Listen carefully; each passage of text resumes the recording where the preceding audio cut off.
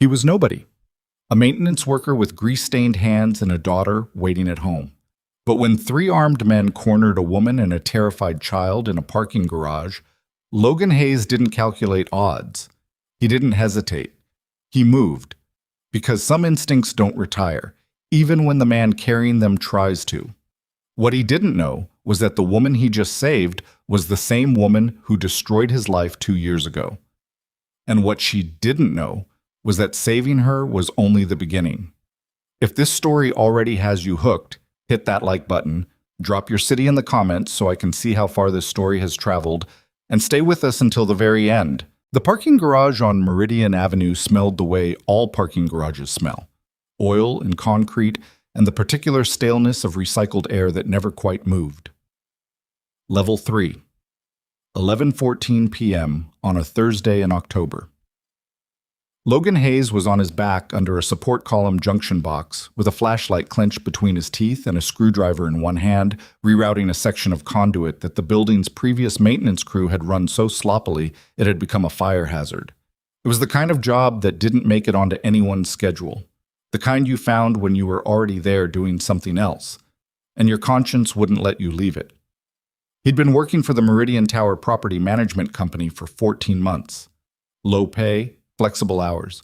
No questions about a 5-year gap in his employment history. The gap was the point. The flexibility was the point. Emily needed someone home by 6 most nights, and the school didn't call his cell number and get voicemail anymore. That was what mattered. He heard them before he saw them. Not the words, just the tone. 3 voices. Male. The kind of low-controlled authority that isn't asking permission, and then cutting through it like a wire, a child's voice. Small, high-pitched, frightened in a way that didn't sound like a scraped knee or a nightmare. Logan set down the screwdriver. He didn't make a conscious decision. His body was already moving, low, quiet, staying in the shadow of a concrete pillar before the rational part of his brain finished processing what he was hearing.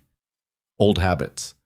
You spend enough years trusting your instincts with your life, they stop asking for permission. He came around the end of a row of parked cars and saw them. 3 men, 2 near a black SUV with its rear passenger door already open, one positioned slightly farther back, facing away, watching the entrance ramp. All 3 wore dark clothing.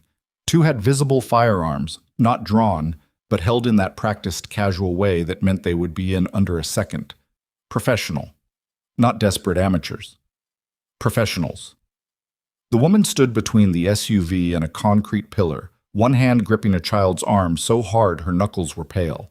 The child was maybe 7 or 8, dark hair, a pink jacket with something embroidered on the pocket. She was shaking, but she wasn't crying. She was past crying, into that silent, frozen place that children arrive at when they are genuinely terrified.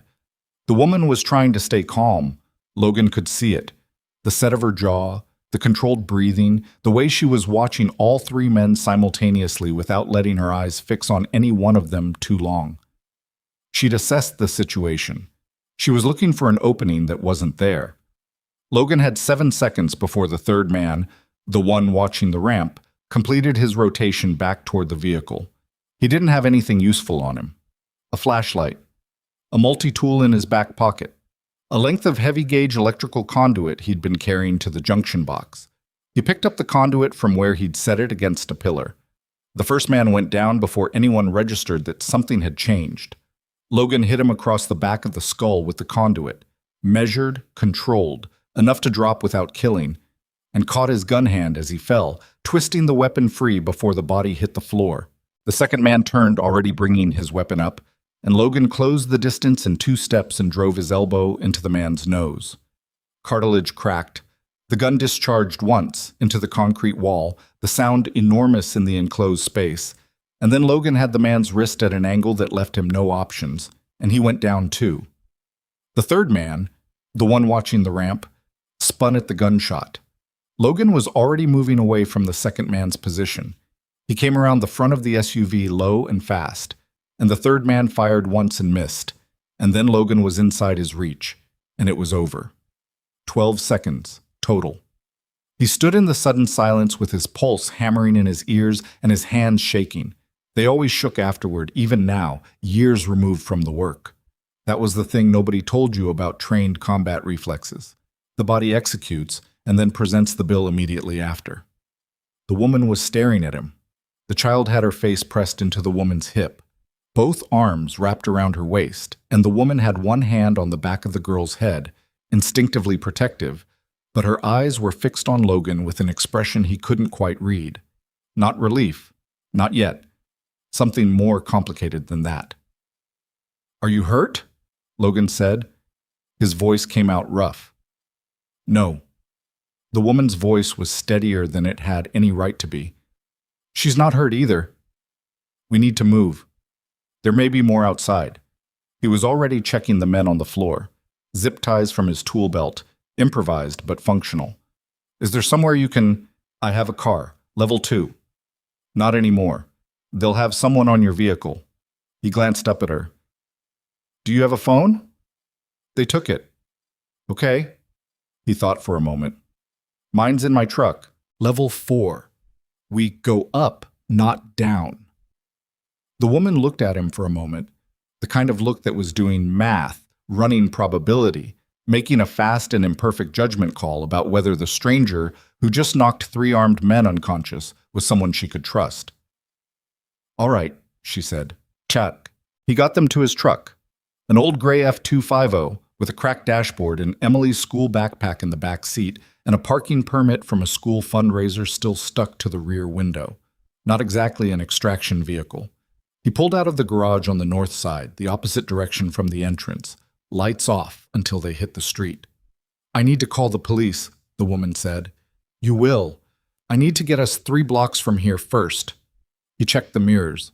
Nothing following. Those men were professionals. That means someone sent them. That means whoever sent them may have other people nearby. She didn't argue. She was looking at her daughter, who had stopped shaking but was pressed against her mother's side with her eyes fixed straight ahead, processing. "Mama?" the girl said quietly. "Are those men going to wake up?" "Yes," Logan said before the woman could answer. "They're going to have bad headaches and spend some time talking to police officers. They're not going to hurt anyone tonight." The girl looked at him. "How do you know?" "Because I tied their hands behind their backs with very good zip ties." A pause. "Oh," the girl said. Apparently that was satisfactory. Logan handed his cell phone back to the woman. She made 2 calls. The first to the police, short and precise, location and situation only, no details. The second to someone named Margaret, and from the conversation Logan understood that Margaret was some kind of assistant or security coordinator, and that there was another layer of people who needed to know what had just happened. He was starting to get a clearer picture of who this woman was. They pulled into a lit parking lot off 5th Street. Logan put the truck in park and sat with the engine running. "I need your name," he said, "and I need to know if you have any idea who sent those men." The woman turned to look at him directly for the first time since they'd gotten in the truck. The parking lot light fell across her face, and he saw her properly. Mid-30s, composed in a way that looked practiced, dark circles under her eyes that the composure didn't quite cover. She'd been running on empty for a while. "Victoria Ashford," she said. Logan went very still. He'd heard that name every day for 8 months after he'd been fired. He'd heard it in the voice of the HR coordinator who'd read the termination letter to him. He'd heard it when his daughter asked why they were moving to a smaller apartment. He'd heard it in the silence of the living room at 2 a.m. when he was trying to figure out how to rebuild a life from scratch with a kid counting on him. Victoria Ashford, founder and CEO of Ashford Global. The woman who had fired him from his position as senior safety coordinator, a position he'd taken after leaving the Navy, the first real foothold he'd found in civilian life, because he'd violated company protocol by pulling an unconscious coworker out of a maintenance elevator that had malfunctioned, rather than waiting for certified elevator safety personnel to arrive. The coworker had survived. Logan had been terminated. "You know my name," she said. She was watching him carefully. "Yeah." He kept his voice flat. "I do." She didn't look away. "You were at Ashford Global. Safety coordinator. Floors 12 through 28, until 2 years ago." The silence in the truck was a specific kind of silence, the kind that has weight. "I remember the case," she said. "Do you?" "The elevator incident. Marcus Webb. You pulled him out before the car could drop." She paused. "And you were terminated for violating the emergency response protocol. The protocol said wait for certified personnel." His jaw was tight. "He would have been dead in 4 minutes." "I know that." "You signed the termination order." "I know that too." Her daughter had fallen asleep against her side, exhausted by fear, her breathing the slow and even breathing of a child who'd used up everything she had. Victoria Ashford looked down at her daughter for a moment, and something in her face shifted. Not performed emotion, just the raw and unguarded expression of a mother who had just understood very concretely how close she'd come to losing something irreplaceable. "I owe you an apology," she said. "That's not adequate. But it's true." Logan didn't say anything. He was watching the street. "Why did you help us?" she asked. "You recognized who I was." "I didn't know it was you until you told me. But once you did, there was a kid in a pink jacket who was terrified." He glanced at her daughter. "That's not a complicated calculation." Victoria Ashford looked at him for a long moment. Something was moving behind her eyes, not manipulation, not the practiced corporate assessment he might have expected. Something that looked a lot more like a person trying to figure out whether she still had the vocabulary for honesty. "Mr. Hayes," she said, "I need to tell you something. About my company, about why those men were in that garage tonight." "You can tell the police." "I will, but the police can't protect us from what's coming." She shifted, careful not to wake her daughter. "What I'm about to tell you, it goes above the police. It goes above most of the people I thought I could trust." He looked at her. "Someone inside Ashford Global," she said, "has been stealing for years, not petty theft, structural. They've been redirecting maintenance funds, falsifying safety inspections, and covering up accidents that killed people. My employees, in my buildings, on my watch." Her voice was steady, but her hands weren't. They were pressed flat against her thighs in that deliberate way that meant she was working to keep them still. "I found the first thread 4 months ago. I've been quietly documenting it since then. 2 weeks ago, I made a mistake. I accessed files I shouldn't have accessed from a company server. They knew within 48 hours that I'd found something." "Who's they?" "That's what I don't fully know yet. I know it goes to the executive level. I know at least 2 board members may be involved. The men in that garage tonight, someone inside my own company sent them." She exhaled slowly. "I have a daughter and a 700-page evidence file and no one I'm certain I can trust." Logan leaned back in the seat. The engine idled. Out on 5th Street, a cab rolled by and a couple walked past arm in arm without looking at the gray truck parked in the lot. "You said the police can't protect you from this," he said. "Not if the corruption is as deep as I think it is. What is it you think you need?" She looked at him directly. "Someone who knows how to keep people alive when powerful people want them dead." A pause. "Someone who's already proven they'll do what needs to be done, even when the rules say otherwise." He thought about Emily, asleep at his neighbor Carol's house right now, homework probably half done on the kitchen table. He thought about the apartment with the leaky faucet he'd been meaning to fix for 3 weeks. He thought about the routine he'd built so carefully out of the wreckage of everything else. The ordinary, unglamorous, genuinely good life he'd been reconstructing piece by piece for 2 years. He thought about a pink jacket and a child's voice that was past crying. "Tell me everything," he said. "Start at the beginning. Don't skip anything because you think it's not important." Victoria Ashford nodded once, and she started talking. Outside the truck, the city moved on around them, indifferent. The parking lot lights hummed. Somewhere in the distance, sirens, responding, finally, to the garage on Meridian Avenue, to 3 men with zip-tied wrists and the memory of someone who had moved through the dark like he'd been built for it. Logan listened.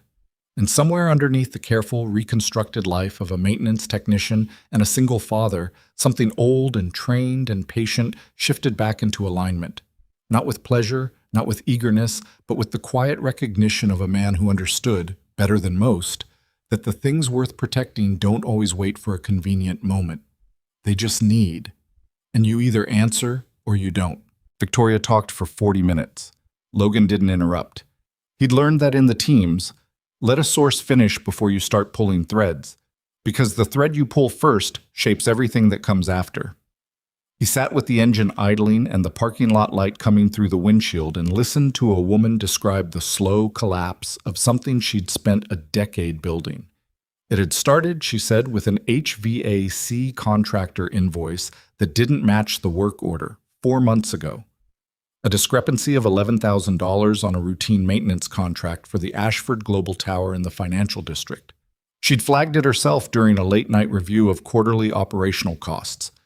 The kind of review her CFO kept telling her she didn't need to do personally anymore, that she had people for that she should trust her people. She had trusted her people. That was the problem. The invoice number traced back to a shell company, she said. Her voice was quiet, careful, the kind of quiet that comes from saying something out loud for the first time that you've been carrying alone for months. Eastbridge Facility Services. Registered in Delaware 18 months ago, single-member LLC, no employees, no physical address. They'd been paid for contracts across 11 of our properties, totaling, as of my last count, approximately $4.3 million. $4 million in ghost invoices, Logan said. That's what I thought initially, that it was financial fraud, that someone in accounts, payable, or procurement had set up a scheme. She shifted. Her daughter was still asleep, head heavy against her mother's arm. But then I started looking at which properties and which contractors and which maintenance periods. She pulled a folded piece of paper from the inside pocket of her jacket. She'd been carrying it against her chest. She unfolded it carefully and held it so Logan could see. Columns of dates and location codes, handwritten, because handwriting couldn't be accessed from a company server. These are the buildings where Eastbridge received payment for maintenance services, she said. Sprinkler system inspections, fire suppression checks, elevator safety certification, structural load assessments. She pointed to 3 dates in the left column. These are the dates of accidents in those same buildings, within 8 months of the fraudulent inspection reports. Logan looked at the dates, then at the incident code she'd written beside them. How many people were hurt? Formally, 2 injuries, 1 fatality, a man named Dennis Carver, 43, floor maintenance crew, building 7. A section of suspended ceiling in the service corridor collapsed. The investigation concluded it was an isolated structural failure. Unforeseeable. Her jaw tightened. The load assessment for that corridor had been signed off by Eastbridge Facility Services 6 weeks before the accident, an assessment that, as far as I can determine, was never actually performed. The truck was quiet. Someone let him die to keep a paper trail clean, Logan said. Someone let him die because investigating the accident would have required reopening the maintenance records, and reopening the maintenance records would have led to Eastbridge, and Eastbridge would have led to whoever is running this. She refolded the paper. Dennis Carver left a wife and 2 kids. The company settled with the family privately. Non-disclosure agreement. The settlement was processed through a discretionary legal fund that I didn't know existed until 6 weeks ago. Who had authorization over that fund? Richard Colton, our chief operating officer. She said the name the way you say the name of someone you used to trust completely. Flat. Depleted. He's been with the company for 7 years. I promoted him personally. Logan thought about that for a moment. Is he the only one? No. She exhaled. That's what took me so long to accept. If it were just Richard, it would be terrible and it would be manageable. But the shell company payments required sign-off at multiple levels. Procurement, accounts payable, legal review. Either several people were complicit, or one very senior person had enough authority to override the checkpoints. She paused. Or both. You mentioned the board. 2 board members received consulting fees from a parent entity that, if I've traced it correctly, sits above Eastbridge in the corporate structure. I can't prove it yet. The connection runs through 2 additional holding companies and a law firm that specializes in exactly this kind of opacity. She said it without effect, just the facts, and Logan understood that the absence of affect was its own kind of grief. I built this company. I was 22 years old, and I built it from a single property management contract and 12 years of work. and someone has been eating it from the inside. He didn't offer comfort. It wouldn't have fit. She wasn't asking for it. The files, he said. Where are they? Encrypted drive. I have it on me. She touched her jacket pocket again. Not the one with the paper, the other one. I also have partial backups on a server account that isn't connected to the company network. And I sent a compressed archive to my attorney 4 weeks ago with instructions not to open it unless she hadn't heard from me in 72 hours. Smart. I thought I was being careful. Something shifted in her voice.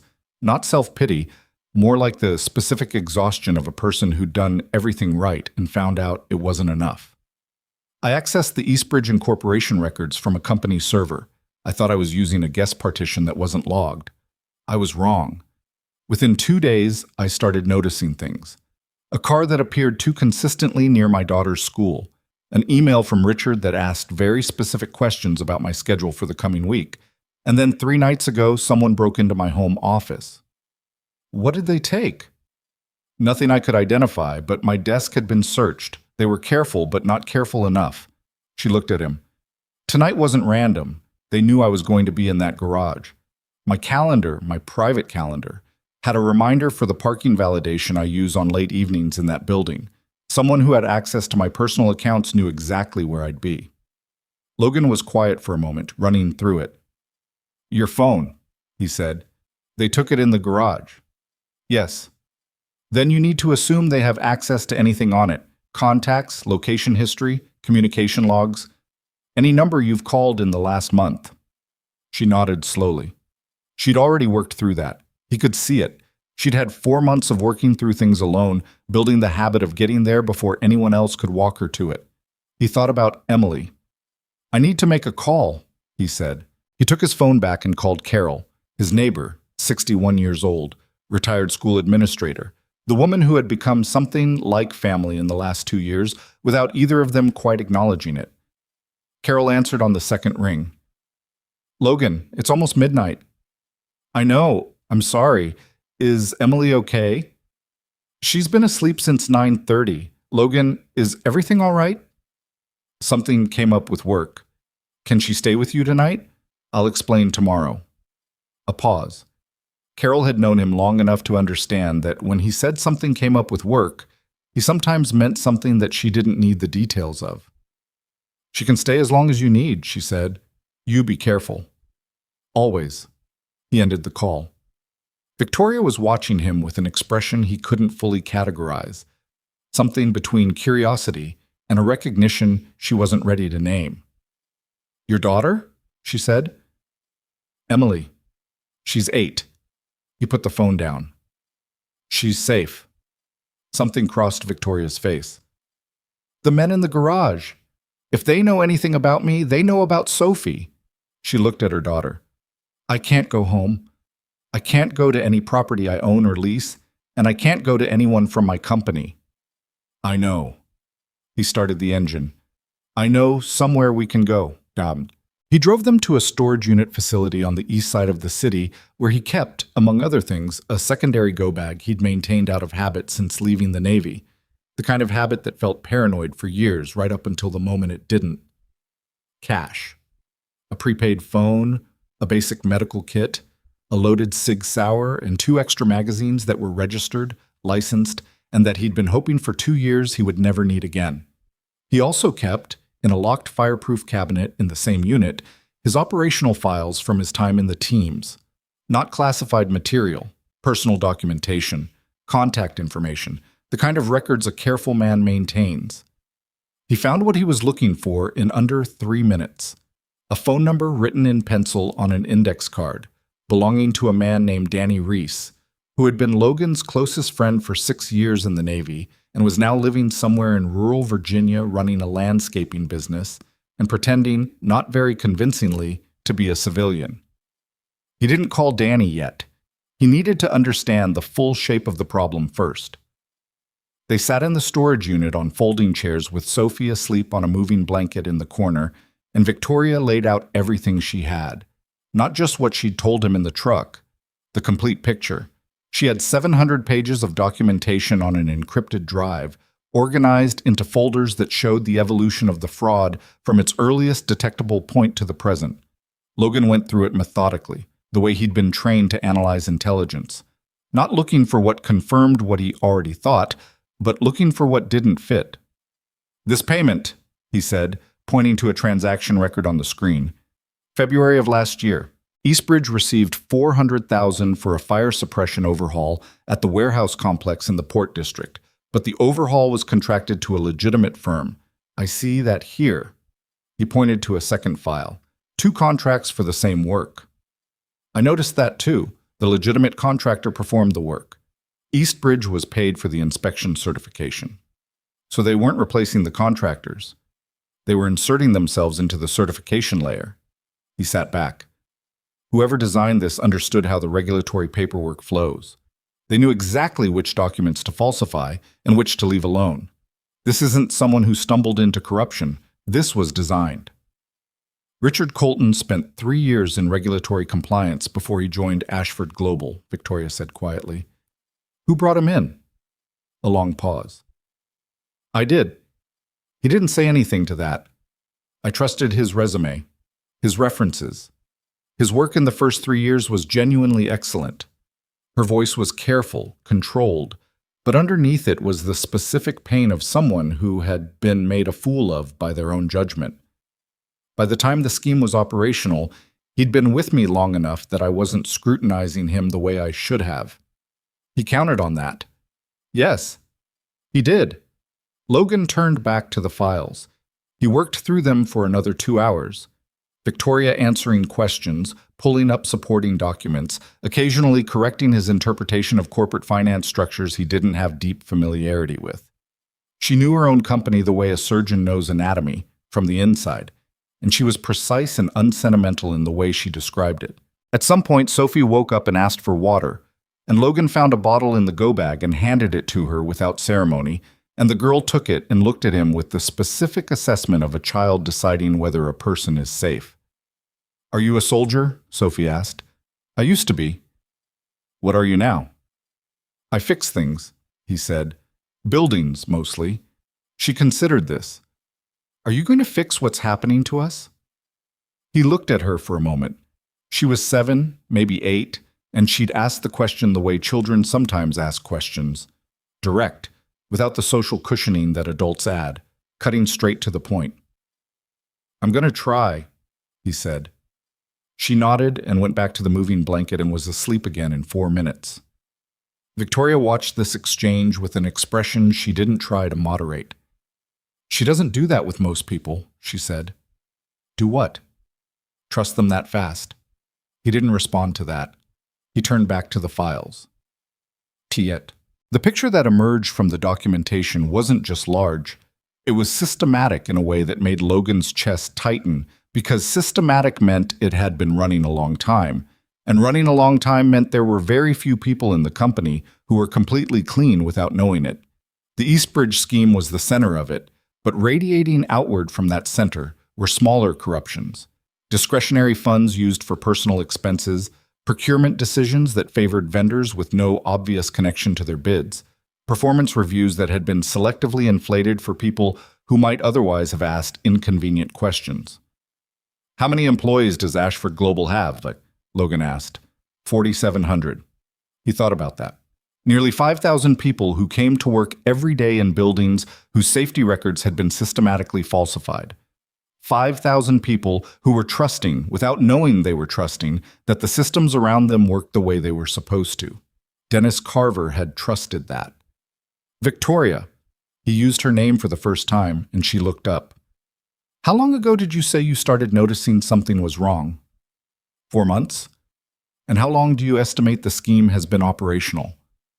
"Based on the earliest Eastbridge payment records I can identify, at least 4 years. 4 years. He let that sit for a moment. "In 4 years of falsified safety inspections across how many properties?" "At least 31 buildings." The number sat between them. 1 confirmed fatality, he said. 2 formal injuries. In 4 years across 31 buildings, with compromised fire suppression, structural assessments, elevator certifications. "I know." Her voice was thin. I know what the probability says about how many incidents were real and weren't reported. I know Dennis Carver probably wasn't the only one. She pressed her hands flat on her knees. I don't know the full count. That's part of what the investigation would need to establish. He nodded slowly. He wasn't trying to make her feel worse than she already did. He was trying to understand what they were actually dealing with. This is why they sent professionals, he said. Not because you found evidence of fraud, because what you found, if it reaches federal investigators, is a criminal conspiracy that includes at minimum manslaughter and potentially more. Yes. The people running this are looking at federal prison, not corporate fines, not civil liability, prison. He straightened up. That's a different category of motivation. They'll spend real resources to stop this from coming out. They already have, she said. Those men tonight weren't cheap. He was already thinking ahead. The safe house. He needed a safe house that wasn't connected to anything they could trace. Not a hotel, not a property with any link to Ashford Global, not anything that showed up in a digital search tied to Logan Hayes or any name they might have gotten off the phone they'd taken from Victoria. Danny Reese. He was going to have to make that call after all. But there was something else first. He looked at the evidence files again, the organized structure of them, the months of careful documentation Victoria had assembled alone, and he thought about the access she'd described, her private calendar, her personal accounts. The man who organized this, he said, Colton, or whoever is above Colton, they have eyes on your communications. They knew your schedule tonight. He looked at her directly. They may have had access for longer than you think, which means some of what you've documented, they might know what I have. She finished the sentence quietly. Yes, I've considered that. If they know the shape of your evidence, they'll be working to discredit it, finding ways to explain the paper trail, building counter-documentation, pressuring witnesses. Then we don't have much time. No, he said, we don't.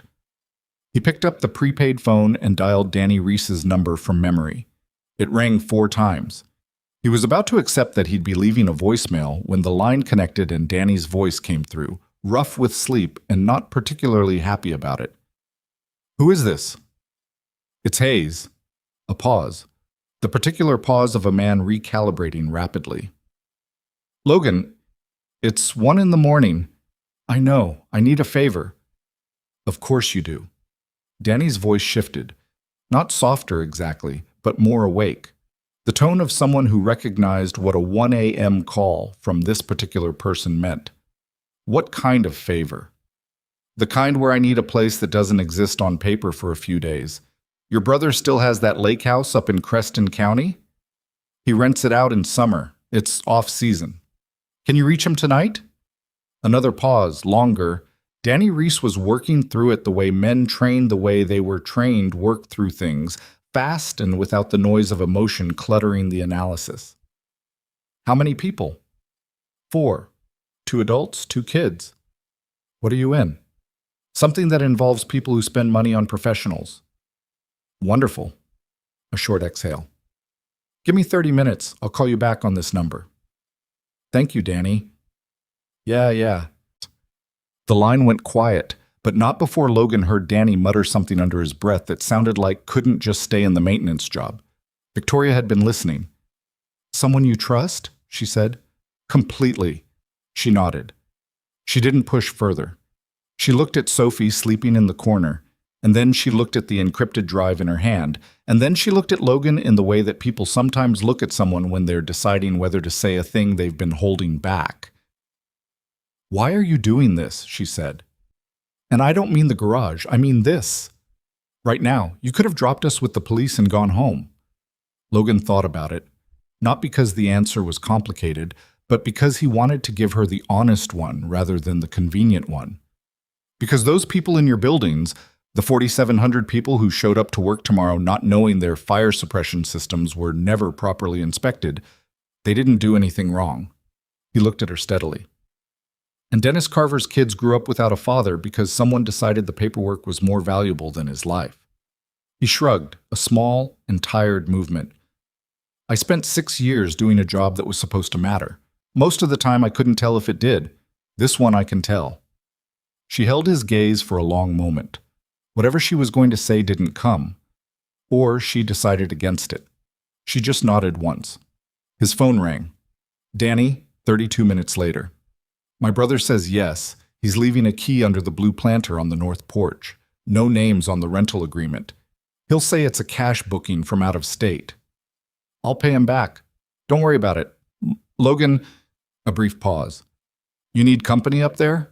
Not yet. He meant it. He didn't know the shape of this yet, and until he did, more people meant more variables. But be ready.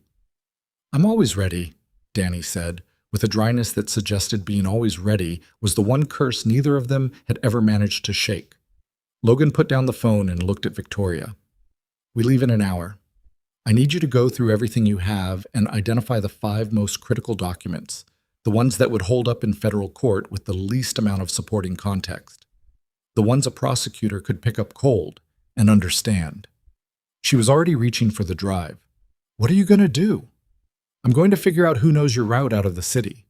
He picked up the prepaid phone again. He had 2 more calls to make, one to a former teammate who now worked in private security consulting, and one to a woman named Teresa Park, who had been an investigative journalist for 11 years, and who he'd met once at a community meeting about building code violations, and who had given him her card and said, with complete sincerity, if you ever see something that shouldn't be happening, call me. He'd kept the card. He hadn't known why at the time. He was beginning to understand why. The storage unit smelled like concrete dust and motor oil, and the particular neutrality of spaces where people keep the parts of their lives they don't want to throw away but can't keep close. Sophie breathed slowly in the corner. Victoria worked through her files with the methodical focus of someone who had been waiting 4 months to be able to do something with what she knew. Outside, the city was quieting toward 2 a.m. Logan looked at the SIG on the table beside him, and then he looked away from it. He wasn't glad to be here. He wasn't settling into it with any of the dark comfort that some men find in returning to the thing they were built for. He was a man who had been trying very deliberately to build an ordinary life, and the ordinary life was going to have to wait. Some things, when you understand what they are, you can't unknow, and you either answer or you spend the rest of your life not answering, which is its own kind of sentence. He dialed the second number. It rang twice. Teresa Park, the voice said. Ms. Park, my name is Logan Hayes. You gave me your card about 18 months ago. You said to call if I ever saw something that shouldn't be happening. A brief pause. I remember. The building code meeting. Her voice sharpened, not aggressively, alert. A person who'd spent a decade learning to recognize the specific weight of a call that comes in the middle of the night from someone who has been holding something for a long time. Mr. Hayes, what did you find? He took a breath. I didn't find it, he said, but I'm sitting with the person who did, and we have about 48 hours before the people who want it buried make another move. The silence on the line lasted exactly 3 seconds. Tell me where you are, Teresa Park said. Teresa Park met them at a diner off Route 9 at 3:15 in the morning because it was the only place Logan could think of that was open, anonymous, and far enough from the city that the odds of anyone connected to Ashford Global walking through the door were effectively 0. She was already there when they arrived. A Korean-American woman in her early 40s, dark hair pulled back in a way that suggested she had dressed fast, a recorder on the table that she turned face down when Sophie walked in. Small courtesy. Logan noticed it. She looked at Victoria the way journalists sometimes look at sources they've been waiting for without knowing it, with a kind of focused attention that wasn't quite excitement and wasn't quite hunger, but was something in between that serious reporters learn to manage carefully so it doesn't scare people away. Victoria Ashford, she said. Not a question. Yes. Victoria sat down across from her. Sophie was half asleep against her mother's shoulder, and Victoria had her arm around the girl in the automatic way of a parent managing everything else while keeping one part of herself dedicated entirely to the child. Logan said you could be trusted.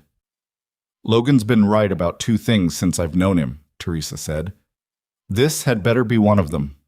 She looked at Logan when she said it, and there was something dry and almost warm in it, The shorthand of two people who'd had one real conversation and taken an honest measure of each other.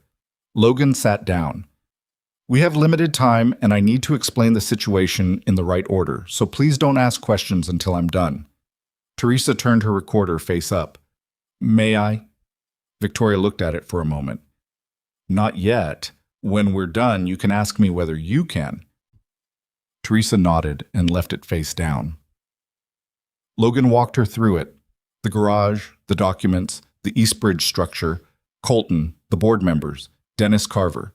He kept it tight and sequential, the way he'd been trained to brief. No editorializing, no emphasis that wasn't earned by the facts themselves. Teresa listened without interrupting, which told him she was good at what she did, because the instinct to ask questions while someone is talking is hard to suppress when what they're saying is significant. When he finished, she was quiet for almost 10 seconds. The Dennis Carver settlement, she said. The non-disclosure, is his wife still bound by it? As far as I know, Victoria said, non-disclosures in wrongful death cases have been successfully challenged in several federal jurisdictions in the last 3 years. If the settlement was predicated on concealed information about the cause of death, which it may have been, a federal investigation changes the enforceability. She looked at Victoria directly. If there are other families, there may be, then those are people who have been living without answers for years, who signed agreements under false pretenses. She paused. That's not just a fraud story. That's... She stopped herself, pulled back from wherever she was going. Let me ask the question I actually need to ask.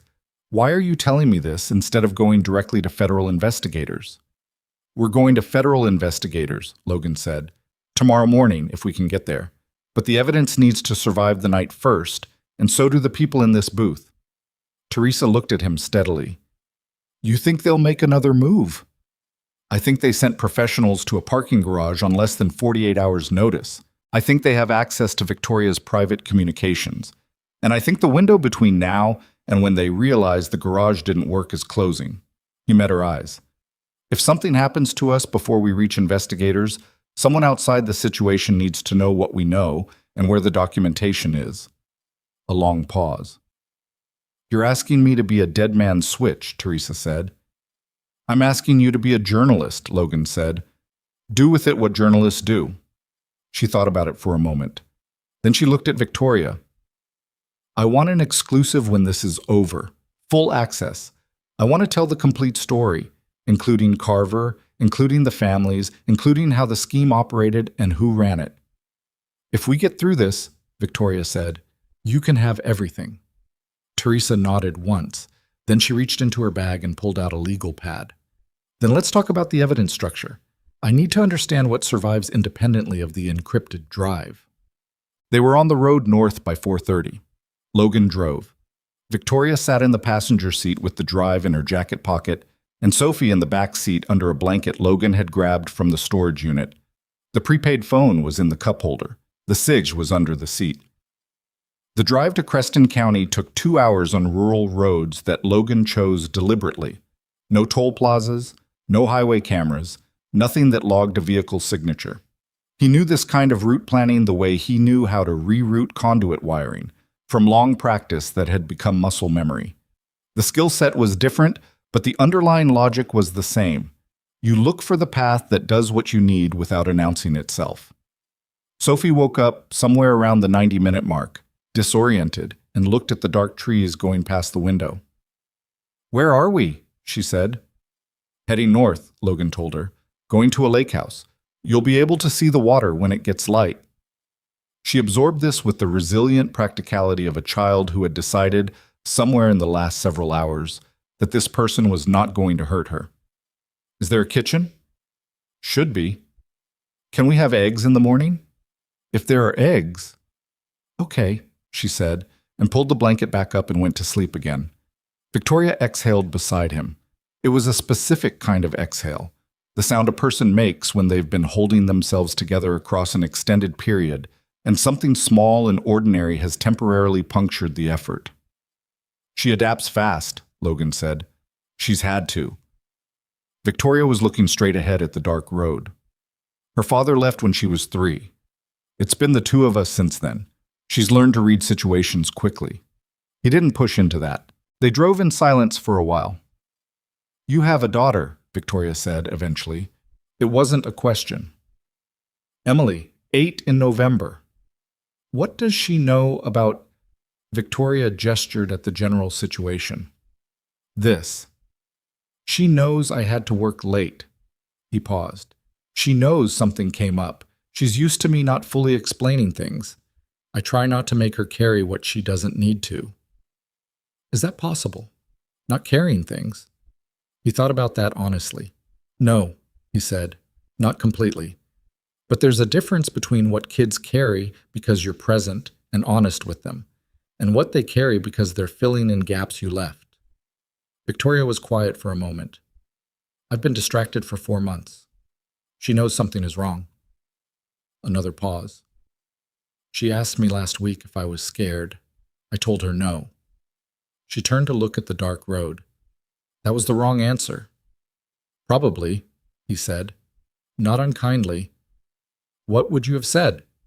He considered. Something like, yes, a little bit, but being scared doesn't mean things won't work out, and that you're working on it. That simple? Kids don't need perfect. They need true. She didn't respond to that. He could see in his peripheral vision that she was looking at him with the particular expression she'd had several times in the last few hours. That careful, recalibrating look, like someone adjusting a measurement they thought they'd already taken. The lake house was a low wooden structure set back from the water, 3 bedrooms, a screened porch facing the lake, and a utility room off the kitchen that had a second exit. Logan identified within 4 minutes of arrival. Danny's brother had left the key where he'd said, and a note on the kitchen counter that said, "Propane tanks are full, generator is in the shed, don't use the upstairs faucet left, it's been acting up. No name. Cash economy. Good man." Logan got Sophie settled in one of the bedrooms. She was awake enough to ask about the eggs again, and he found half a dozen in the refrigerator that were within date and told her they'd be there in the morning. She accepted this and was asleep within minutes.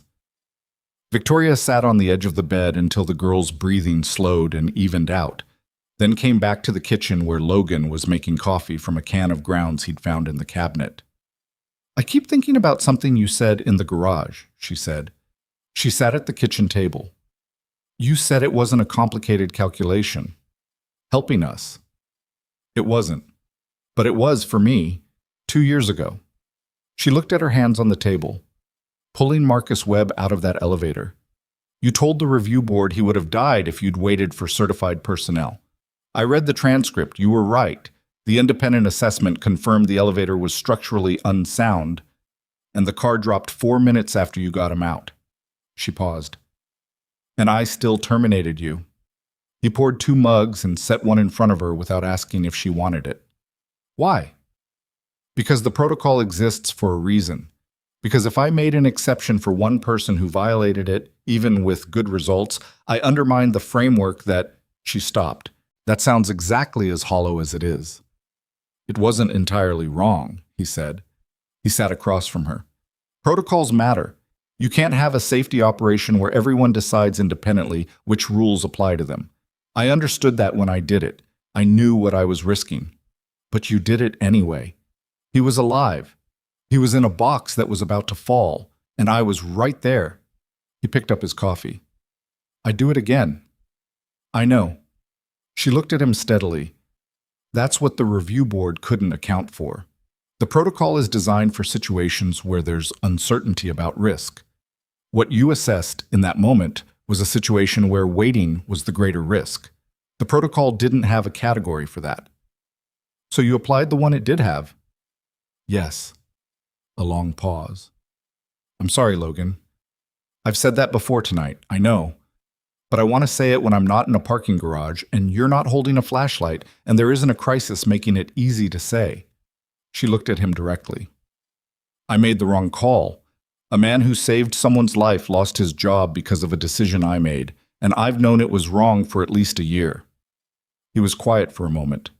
The lake outside was invisible in the pre-dawn dark, but he could hear it, a faint sound like the edge of something large breathing slowly. "Why a year?" he said. "Because that's when Richard showed me the secondary report, the independent assessment of the elevator malfunction. When I read it, when I saw the 4-minute margin, I understood what the review board hadn't fully grasped." She wrapped both hands around her mug. "I looked up your file. You were gone by then.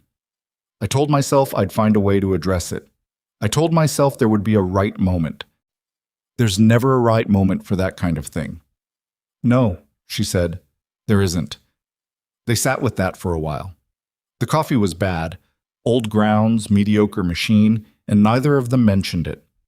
"Get some sleep," Logan said eventually. "I'll take the first watch." "You don't need to—" "4 hours. We'll have a better picture of the situation in the morning, and I need you functional for whatever comes next." She looked like she was going to argue, and then she looked like someone who recognized that the argument was coming from pride rather than sense. "4 hours," she said. 4 hours. She went to the bedroom. He heard the door close softly, and then the particular silence of a house where everyone except one person is sleeping. Logan sat at the kitchen table with his coffee and the prepaid phone and the cig within reach and worked through the problem the way he'd always worked through problems in the field, not by trying to solve everything at once, but by identifying the 1 or 2 critical variables that, if he got them right, created the conditions where everything else became manageable. Critical variable 1. The evidence had to reach federal investigators in a form they could act on. Teresa Park had a compressed summary of the key documents now, transmitted through an encrypted messaging app to a secure device she kept separate from her regular phone. She was also, by now, reaching out to a contact she'd mentioned at the Department of Justice, a prosecutor she'd worked with on a previous investigation who she trusted absolutely. That was a wire in the ground. Even if everything else went wrong, the story would surface. Critical variable 2. The people in this house had to be alive to testify. Documentation was strong. Testimony was better. A federal case built on paper alone could be dismantled by good defense attorneys given enough time. A case with witnesses who could speak to what they'd seen, what they'd been told, what had been done to silence them. That was harder to take apart.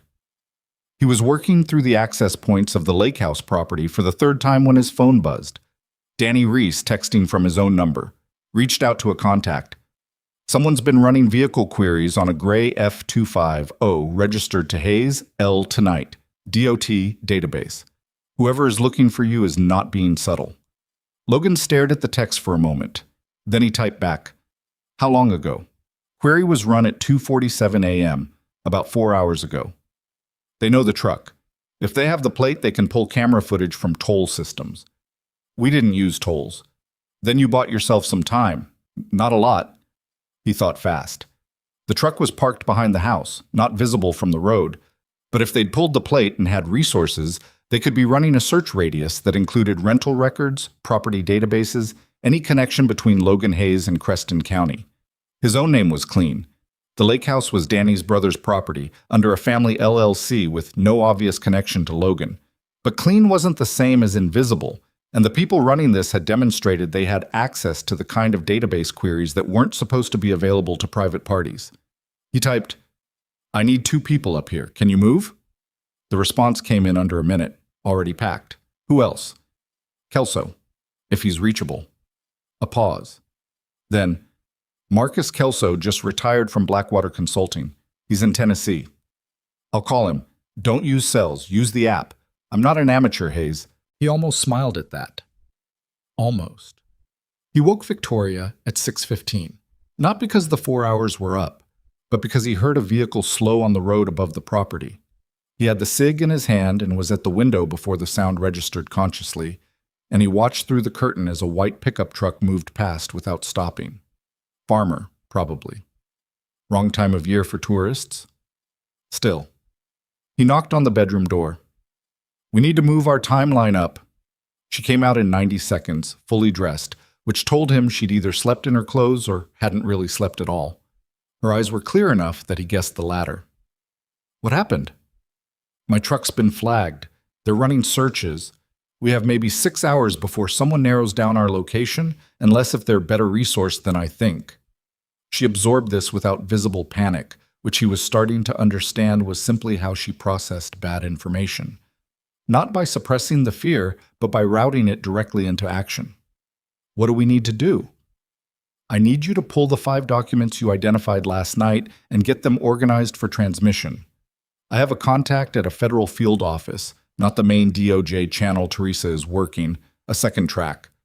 2 independent paths to investigators are better than 1. He was already moving toward the utility room. "And I need to look at the property perimeter." "Logan?" He stopped. She was looking at him with something he couldn't immediately categorize. "How many people are coming?"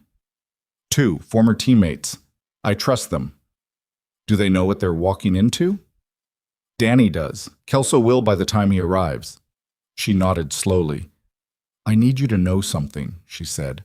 "If it comes down to a choice between the evidence and us, between getting the documents out and protecting Sophie and me, I want you to choose the documents." He looked at her for a moment. "I mean it," she said. "Everything I've done for 4 months, everything Dennis Carver's family deserves. It doesn't work if the evidence doesn't survive. Sophie and I—" "Stop," he said. Not harshly, just flat. "I'm not making that choice. That's not how this works. You don't know that the situation won't— I know that I don't make preemptive decisions about who's expendable."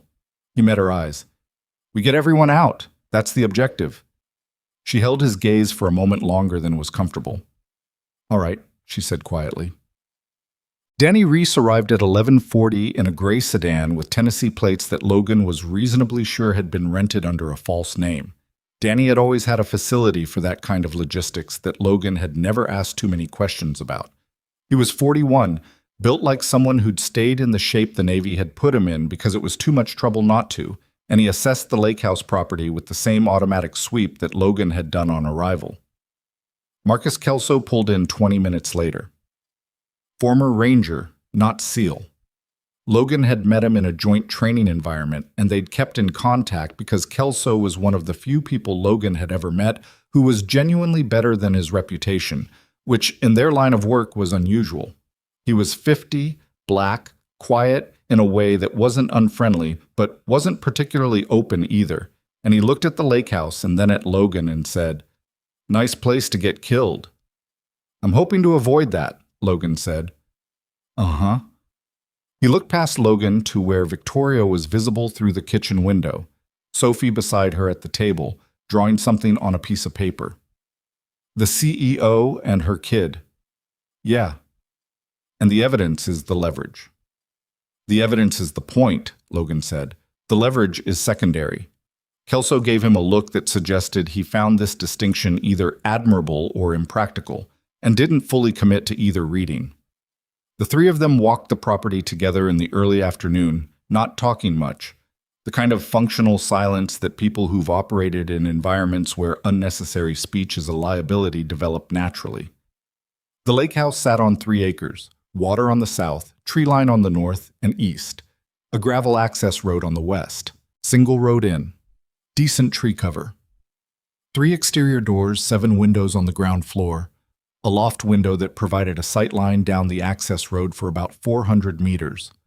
"We're not holding a position here," Logan said. "We're buying time until the federal contact comes through.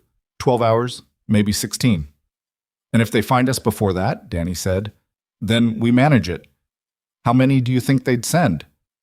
"Last time they sent 3. This time they know that didn't work." Logan looked at the tree line. "More. Better equipped. They're not going to be cautious about it. They're running out of time on their end, too." Kelso had moved to the loft and was looking down the access road with a pair of binoculars he'd apparently packed because Kelso packed everything. "1 road in," he called down. "That's good and bad." "I know," Logan called back. "Set up some early warning," Danny said, not asking. "Working on it." They didn't have military-grade equipment. What they had was Danny's kit bag, which contained, among other things that Logan was glad not to have to explain to anyone, a set of compact motion sensors designed for perimeter security, a short-range radio, and enough basic materials that between the 3 of them they could set up a reasonable early warning system along the access road and the northern tree line within 2 hours. It wasn't what Logan would have built given more time and resources. But it was functional, and functional was what they needed. He checked in with Teresa Park at 2 p.m. The DOJ contact was moving. Not as fast as Teresa wanted, but moving. The prosecutor she'd reached was pulling in a second opinion before engaging officially, because the target profile of the case, a Fortune 500 company, a sitting COO, 2 board members, required a level of procedural care that frustrated everyone involved who wasn't a lawyer. "How long?" Logan asked. "She's saying tomorrow morning, early." Teresa's voice was tight with the effort of not pushing harder. "Logan, I've transmitted the document summary to her directly. She's seen the East Bridge Incorporation records and the payment timeline. She's taking it seriously. Tomorrow morning may be a problem." A brief pause. "How much of a problem?" "Enough that I'd like it to be tonight." "I'm pushing," she said. "Keep your phone on." He ended the call and went back inside. Victoria had made sandwiches from what was in the refrigerator, not because she was particularly hungry, but because doing something concrete was better than not doing it, and Logan recognized the impulse. Sophie had finished her drawing and was showing it to Danny Reese, who was sitting at the kitchen table looking at the artwork with the slightly overwhelmed expression of a man who did not spend much time around children. "It's us," Sophie explained, pointing to 4 figures in the drawing. "That's you, and that's Logan, and that's the man upstairs." "Kelso," Danny supplied, "and that's me and Mama." Danny studied the drawing. The 4 figures were of varying heights and apparent competence, rendered in colored pencil with the confident anatomical inaccuracy of a child who is drawing what she means rather than what she sees. "You made me tall," he said. "You are tall," Sophie said, with the patient authority of someone explaining the obvious. "Fair enough," Danny said. Logan stood in the kitchen doorway and watched this and felt something he didn't have a precise word for. Not comfort exactly, because the situation was not comfortable. Something quieter than that. The drawing on the table, the sandwiches, the sound of Kelso moving around in the loft above them. The specific intimacy of people who didn't know each other occupying a temporary space together because the alternatives were worse. The motion sensor on the north perimeter chirped at 11:47 p.m. Logan was on his feet before the second chirp. He had the radio in his hand and was moving toward the north window while Danny was already coming through from the utility room, and Kelso's voice came through from the loft. Quiet, controlled, not urgent, but absolutely serious. "Access road, 2 vehicles, lights off." "How far?" 400 meters and closing." Logan turned back to the kitchen. Victoria was already standing, Sophie in her arms. The girl had woken at the sound of movement and was holding on with the grip of a child who understood that this was the moment everything had been building toward. "Utility room," Logan said. "Second exit. You go to the tree line on the east side and you don't stop moving south toward the county road. Danny is going with you." "Logan, go, now." "I'm not leaving you here to sit." "Victoria." He said it the way he'd learned to say things in situations where there was no time for anything except the truth. "The evidence has to get out. Sophie has to get out. That is the objective. Danny knows where to go and how to get you there. Trust him the way you trusted me in the garage." She looked at him for one moment that was longer than one moment. "Don't die," she said. "I'll do my best," he said. Danny was already at the utility room door. He had Victoria's arm and she had Sophie, and they moved through fast and quiet, and then the rear door was closed behind them, and Logan was standing in the kitchen alone with the sound of the lake outside and the soft crunch of vehicles moving slowly up the access road. He went upstairs to the loft where Kelso was watching. 6, Kelso said without turning around. "Maybe 8. 2 vehicles, 4-door, they're stopping 60 meters out and deploying on foot." "Professional spacing?" "Yeah. These aren't the same caliber as the garage crew." "No," Logan said, watching the dark shapes separate and spread through the trees in the pattern of men who'd been trained to clear structures. "They're not." He and Kelso looked at each other in the dark of the loft. Kelso had a compact rifle that he'd pulled from his kit bag without comment. Logan had the SIG. Between them and the east tree line where Danny was moving 3 people to safety, They had a lake house and 2 hours and whatever they could hold. Kelso said very quietly, "Remember that training exercise in Nevada where the scenario was 2 on 12? Yeah. We did okay." "We did okay," Logan agreed. The first man reached the northwest corner of the property, and Logan watched him through the loft window, calculating distance and angle and the specific geometry of the night, and thought about Emily asleep at Carol's house, about Sophie in her pink jacket, about Dennis Carver's kids growing up without answers, and about a woman who had spent 4 months carrying an impossible weight alone, now moving through dark trees toward a county road and whatever came after. The motion sensor on the east perimeter stayed silent. They were clear. Logan took a breath and steadied himself against the loft window frame and thought about the job. Not the past, not what came after, just the specific, concrete, manageable problem directly in front of him. He and Kelso held the house through the longest night either of them had spent in years. The man they captured was named Garrett Sims. Logan didn't know that yet when Danny zip-tied his wrist to a support beam in the utility room at 2:14 a.m. What he knew was that this particular man had been the last one standing when the house went quiet, and that he'd made the specific mistake of moving toward the east tree line instead of retreating with the others, either because he'd been ordered to confirm that Victoria and Sophie had fled that direction, or because he was more professional than the rest and understood that the people inside the house were not the primary target. Either way, Kelso had caught him at the tree line in a way that was fast and controlled and left the man functional enough to talk. The overnight battle, but if you could call it that, because it was less a battle than a sustained, grinding, frightening series of decisions made in the dark under pressure, had lasted 4 hours and 20 minutes. Logan had taken a graze across his left forearm from a round that came through the loft window at an angle he hadn't anticipated. The wound was shallow enough that he'd wrapped it himself with material from the go-bag's medical kit and kept moving. Kelso had a bruised rib from a collision with the utility room doorframe in the dark that he was managing through the specific discipline of a man who'd operated through worse without complaint. The house itself had taken damage that Logan did not feel particularly guilty about since it had served its purpose. 3 of the attackers had been subdued and restrained. The rest had pulled back when it became clear the structure wasn't going to fall easily, which told Logan that their orders prioritized the mission over the personnel. They'd retreat and regroup rather than take unsustainable casualties on a structure that wasn't yielding. That was a professional calculation, and it told him that whoever was running this operation had anticipated a contested engagement and built in the flexibility to withdraw. What it also told him was that withdrawing wasn't the same as stopping. He called Danny at 2:30 a.m. "We're at the county road," Danny said. He sounded like a man who had been moving through dark trees for 3 hours with a billionaire and a 7-year-old, tired in the specific way that is about more than physical exertion. "Both okay. Sophie's asleep against Victoria's shoulder. I borrowed a farmer's truck." "You borrowed it." "He'll find it back in his driveway by morning.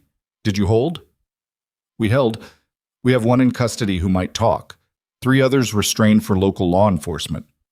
Logan was looking at the utility room door. "I need you to keep moving. Don't stop at anything that requires ID. Get them to Teresa." "Teresa's in the city." "She's not anymore.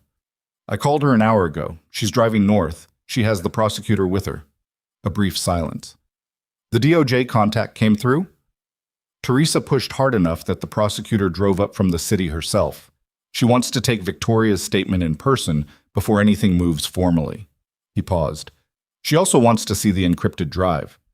"Victoria has it." "I know. That's why you need to get there." "ETA for Teresa?" "She texted an hour ago. She was 2 hours out." He checked his watch. "Maybe 40 minutes now." "We'll find each other," Danny said, which was the kind of statement that came from years of finding each other in situations where finding each other was not supposed to be possible. Logan ended the call and went to the utility room. Garrett Sims was in his mid-40s, with the build and bearing of someone who'd spent time in a military or paramilitary context and had transitioned into private contracting with enough success to have lost the rough edges without losing the underlying capability. He had a cut above his left eye from the engagement and was sitting with the specific stillness of a man who was calculating his options rather than panicking about the absence of them. He looked at Logan when Logan came in, looked at the wrapped forearm. Something shifted in his expression. Not respect exactly, but the professional recognition one competent person extends to another. "You trained," Sims said. "Navy," Logan said. He pulled a folding chair from the corner and sat down without urgency. "You?" "Army. Long time ago." A pause. "Private sector for the last 8 years." "Who hired you for this job?" Sims said nothing. "Let me tell you what your situation is," Logan said. He wasn't performing toughness, he was just talking, the same way he'd talk through a structural problem with a building. Matter of fact. The people who hired you sent you to a lake house to eliminate witnesses in a federal fraud case. One of those witnesses is a 7-year-old girl. By now, federal investigators have received a preliminary evidence package and have opened an inquiry. The woman you were sent to silence has given a recorded statement to a federal prosecutor. He let that sit for a moment. The people who hired you are going to be arrested. Some of them may already be. Sims was still looking at him steadily, but something behind his eyes had shifted. "When that happens," Logan continued, "the contracting arrangement you had with them becomes a liability that nobody is going to protect you from. The people running this operation did not build a structure designed to absorb consequences on behalf of the people they hired to do the physical work." He leaned forward slightly. "What they built is a structure designed to make the people at the bottom take the fall for the people at the top." A long silence. "I want a lawyer," Sims said. "That's a reasonable thing to want," Logan said. "When law enforcement arrives, that's exactly what you should ask for. I'm not law enforcement." He stood up. "But I'll tell you what I'd think about if I were sitting where you're sitting. I'd think about whether the people who hired me would spend $1 protecting me once their own situation got difficult. And then I'd think about whether cooperation with federal investigators, real cooperation, early, before the case is fully built, changes my outcome relative to silence." He picked up the chair and moved it back to the corner. "The name of the person who contracted this job," Logan said from the doorway. "That's what federal prosecutors will want most. That's the thing with the most value." He paused. "Think about it." He left the utility room door slightly open and went to find Kelso.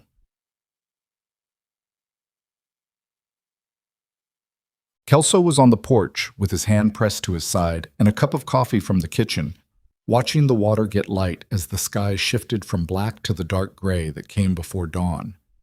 He looked at Logan when he came out and said nothing about the utility room, because Kelso was a man who understood when something was a question for later. "How's the rib?" Logan asked. "It's a rib," Kelso said, which was about as much complaint as he was capable of. They stood there for a few minutes watching the lake. The water was still in the way that very early morning water is still not peaceful exactly, just undisturbed by anything yet.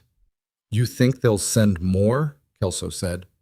"Not tonight. Maybe not at all if the federal piece moves fast enough."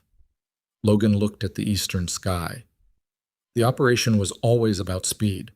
Stop the evidence before it reached investigators. If it's already there, then sending more people is just adding to the liability. "Yeah." Kelso drank his coffee. "The little girl okay?"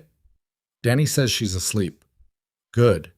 He said it simply, without elaboration, and Logan understood that the elaboration wasn't necessary between the two of them. His phone buzzed. Teresa Park. He answered it. "We found them," Teresa said. Her voice had the particular compression of someone managing significant emotion with professional efficiency. "Danny flagged us down on Route 7. We're at a rest stop." A brief pause. "Victoria's okay. Sophie's still asleep." "Logan?" Another pause, longer. "The prosecutor has been on the phone for the last 20 minutes. They've been moving faster than I expected." "What does that mean?" "It means someone from your end made contact before I thought they would." "The secondary track you mentioned, the federal field office contact." Logan closed his eyes briefly.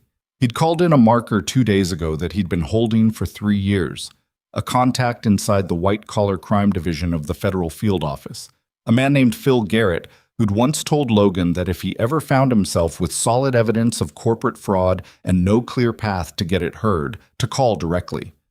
Logan had called from the prepaid phone the night before the lake house, transmitted a compressed summary of the key documents through a secure channel Phil had given him, and then not mentioned it to Victoria because he hadn't wanted to raise expectations on a path he wasn't certain would activate. It had activated. How far along? He asked. Phil reached the prosecutor's office last night. They've been coordinating since midnight. Teresa paused. They're ready to take Victoria's full statement and the complete evidence package this morning. Logan, they have enough from the preliminary materials to issue arrest warrants. They're waiting for Victoria to formally transmit the encrypted drive. He exhaled slowly. Tell her. I already told her. A brief, complex silence. She asked if you were all right. Tell her I'm fine. She's going to want to hear it from you. He could hear, in the background of the call, Sophie's voice asking something indistinct and Danny's patient response. The specific sounds of ordinary life continuing inside an extraordinary situation, which was somehow both incongruous and exactly right. I'll call her in an hour, he said. Let the prosecutor have her first. The arrest began at 7:14 that morning. Logan wasn't there for it. He was at the lake house with Kelso, waiting for the Creston County Sheriff's deputies who arrived at 6:30 to process the 3 restrained men and take Garrett Sims into federal custody. Because Phil Garrett had moved fast enough that a federal detainer was already in place by the time local law enforcement reached the property. Sims had asked for a lawyer, as Logan had expected, but he'd also said something before the deputies arrived that Logan had written down on a piece of paper and called directly to the prosecutor. The name was Richard Colton. Not as the top of the structure, Sims hadn't known that, or said he hadn't, and Logan believed him because the contracting chain for this kind of operation was deliberately insulated. But Colton's name as the point of contact for the hired work was specific and usable, and that was enough to give the arrest warrants a place to start. Logan sat on the porch after the deputies left and watched the lake in full morning light and felt the particular deflation that comes after a period of sustained high alertness when the alertness is no longer necessary. It wasn't relief. Relief was too clean a word for it. It was more like the feeling of putting down something very heavy and noticing, for the first time, how tired your arms are. His forearm throbbed. He needed to clean the wound properly. He thought about Emily. He called Carol at 7:45 and told her he was coming home, that it would be a few hours, that he was fine. Carol said she'd make pancakes. He said that wasn't necessary. She said she was making pancakes anyway, which was Carol's particular form of care, the kind that announced itself as practical rather than emotional, so that the person receiving it didn't have to figure out how to accept it. He called Victoria at 8. She answered on the first ring. Logan? Her voice was different from any version he'd heard over the last 3 days. Not the controlled composure of the parking garage, not the careful precision of the storage unit, not the taut focus of the lake house kitchen. Something more worn than all of those, but also more open. Like a person who has been holding a very particular shape for a very long time and has just been told they can stop. You're okay, he said. We're okay. Sophie is eating a gas station granola bar and complaining that it's not eggs. A brief pause that had something like a rough laugh in it. She's been very clear about the eggs. I know, I told her there'd be eggs. You told her there might be eggs. Semantics. She was quiet for a moment. He could hear her breathing, steady, slightly ragged at the edges the way breathing is after a night of no sleep and sustained fear. The prosecutor is extraordinary, she said. Her name is Helen Marsh. She's been doing this for 19 years and she has the specific quality of a person who is angry about injustice in a way that hasn't gotten smaller over time. Another pause. She looked at the evidence package for 40 minutes, and then she looked at me and said, We're going to take this apart piece by piece and we're going to do it right. I believed her. Good, Logan said. Logan. The word had weight on it. You called in something, a contact at the field office. You did that before we got to the lake house. Yeah. You didn't tell me. I didn't know if it would come through. That's not why. Her voice was even, not accusatory, just accurate. You didn't tell me because you didn't want me to rely on it. You were managing what I was carrying. He thought about denying it and decided against it. Yes. A pause. Thank you, she said. And also, don't do that again. Fair enough. Richard Colton was arrested at his home at 7:14 a.m. by federal agents who'd been positioned since 6:30. According to what Teresa Park told Logan later, she'd been monitoring the situation through her DOJ contact with the focused attention of a journalist watching a story she'd been building toward for months. Colton had come to the door in his bathrobe, and when the lead agent had shown him the warrant, he'd looked at it for a long time without speaking, and then he'd said quietly, "I'd like to call my attorney." No drama, no denial. Just a man who'd known this moment was possible and had apparently decided somewhere along the way that he wasn't going to make it worse by pretending otherwise. The two board members came next. Harrison Webb, no relation to Marcus, which was one of those coincidences that would have seemed invented in a less strange story, and a woman named Dolores Finch, who had served on the Ashford Global Board for 6 years, and whose financial connection to the Eastbridge parent structure turned out to run deeper than Victoria had initially traced. Webb's attorney issued a statement within 2 hours. Finch said nothing publicly, which her attorney would later say was a strategic decision, and which everyone involved understood to mean she was already exploring cooperation options. The criminal network, as it unraveled, turned out to be both larger and simpler than Logan had expected.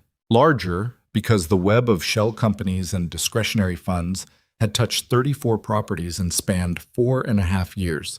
Simpler because at its core it was a familiar structure, a small number of people in positions of trust who had decided that the trust was worth exploiting, and who had built just enough institutional complexity around the exploitation to make it difficult to see from any one vantage point. The complexity wasn't genius. It was just the natural camouflage of a scheme designed to survive routine scrutiny rather than forensic examination. What forensic examination found over the following weeks was worse than Victoria's initial estimate. The safety inspection falsifications had affected not 31 but 42 properties. The confirmed fatality, Dennis Carver, was accompanied by 2 additional deaths that had been categorized as unrelated incidents. A warehouse fire in the 3rd year of the scheme, attributed to electrical fault, in a building whose fire suppression certification had been processed through Eastbridge, and a fall from a loading dock structure that had been cleared for use 8 months earlier by an inspection that had never been conducted. The families of both men had received settlements. Both settlements had included non-disclosure agreements. When the NDAs were formally challenged by Helen Marsh's office on the grounds that they had been executed in concealment of material facts, both families chose to speak. Logan read about this in a newspaper article that Teresa Park had texted him the link to, sitting at his kitchen table at 6:30 in the morning with a coffee that was significantly better than the one he'd had at the lake house, Emily still asleep in the back bedroom. He read it twice. He didn't feel triumphant about it, which surprised him a little, and then didn't. 3 families. 3 men who'd gone to work in buildings that were supposed to be safe and hadn't come home. That wasn't a victory. It was an accounting. What it was, he supposed, was a start. Victoria called him 12 days after the arrests.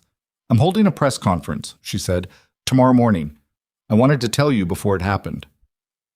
He was in a maintenance corridor on the 8th floor of a building on Meridian Avenue. He'd gone back to work 4 days after the lake house, because the bills didn't pause and neither did Emily's school schedule, and because the work was something he was good at and it was there to be done. He had a voltage meter in his hand and a junction panel open in front of him. "What are you going to say?" he asked. "Everything." The word was quiet and exact. The scheme, how it operated, the deaths, the settlements, what I should have known sooner and why I didn't. She paused. "And why I fired you 2 years ago, and why it was wrong." He was quiet for a moment. "Victoria, you don't have to make it about me. I'm not making it about you. I'm making it about the decision and what the decision represented. I chose institutional compliance over human judgment. I chose the policy over the person. That's directly connected to how a culture exists where people falsify safety inspections. Because the culture has learned that the rules are more important than the outcomes, which means the rules become a thing to manage rather than a thing to believe in." She paused. "I should have said this 2 years ago. I should have found you and said it then." He didn't tell her she was wrong about that. "How are you?" he asked instead. Tired, working 18-hour days because the company needs to be held together while the investigation runs its course, and most of the people I would have relied on to help with that are either arrested or under scrutiny. A brief exhale. The employees are scared. 4,700 people who don't know if they have jobs in 6 months. That's what I'm spending most of my time on, actually. Do they? Yes. The company itself is structurally sound. The fraud was extractive, not catastrophic. It didn't hollow out the core business. Helen Marsh's office has been very clear that the investigation is targeted at the individuals involved, not the entity. She paused. That doesn't make 4,700 people feel secure when they're reading news coverage every morning. No, it wouldn't. I've been doing floor walks, she said, going into buildings, meeting maintenance crews, facilities teams, people I should have known by name years ago. Another pause. This one, different, more interior. There's a woman named Paula on the cleaning crew at Building 4.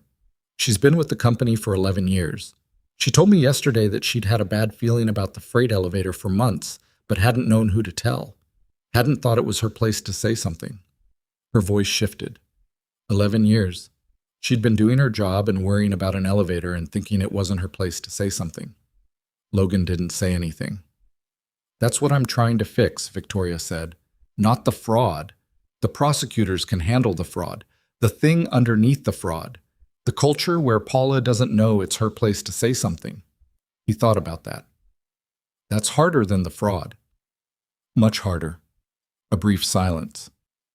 Which is why I need people who understand it, who've been Paula, who've been told that the policy is more important than what they can see in front of them and have decided that's not good enough. She paused. Which is why I'm calling, Logan, not just to tell you about the press conference. He set down the voltage meter. I want to offer you a position, she said. Head of Safety Operations. Global. Full authority to restructure safety protocols, whistleblower systems, inspection frameworks across every Ashford global property. Staff of your own choosing. Reporting directly to me, which means no one in the corporate structure between you and the decision-making level. She paused. Real authority, not a title. He was quiet for a long moment. You don't have to decide now, she said quickly. I know, he said. Let me think about it. Of course. Victoria. He looked at the open junction panel in front of him. The press conference tomorrow. The part about why you fired me. Yes.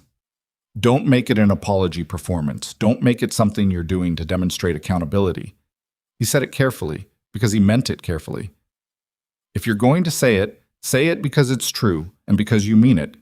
People can tell the difference. A silence. I know they can, she said. That's why I'm saying it. What? He watched the press conference on his phone during his lunch break, sitting in his truck in the parking garage on Meridian Avenue. Same garage, different level, a fact that was not lost on him. Victoria stood at a podium in the Ashford Global main lobby, employees visible in the background, reporters with cameras and notepads arranged in the foreground. She looked like someone who had not slept well in 2 weeks and had decided not to pretend otherwise. Her hair was neat, and her suit was appropriate, and her eyes were clear in the specific way that eyes are clear. When a person has made a decision, they're not going to walk back. She started with Dennis Carver. Not with the scheme, not with the arrest, not with the corporate remediation plan. She started with a man's name and the fact that he had died in a building she owned because a safety inspection had been falsified, and that she had not known, and that not knowing was not the same as not being responsible. She said his family's names. She said the names of the other 2 men. She said, these were not acceptable losses in an otherwise successful enterprise. These were people. And the company I built failed them in ways that I am going to spend the rest of my professional life working to make right.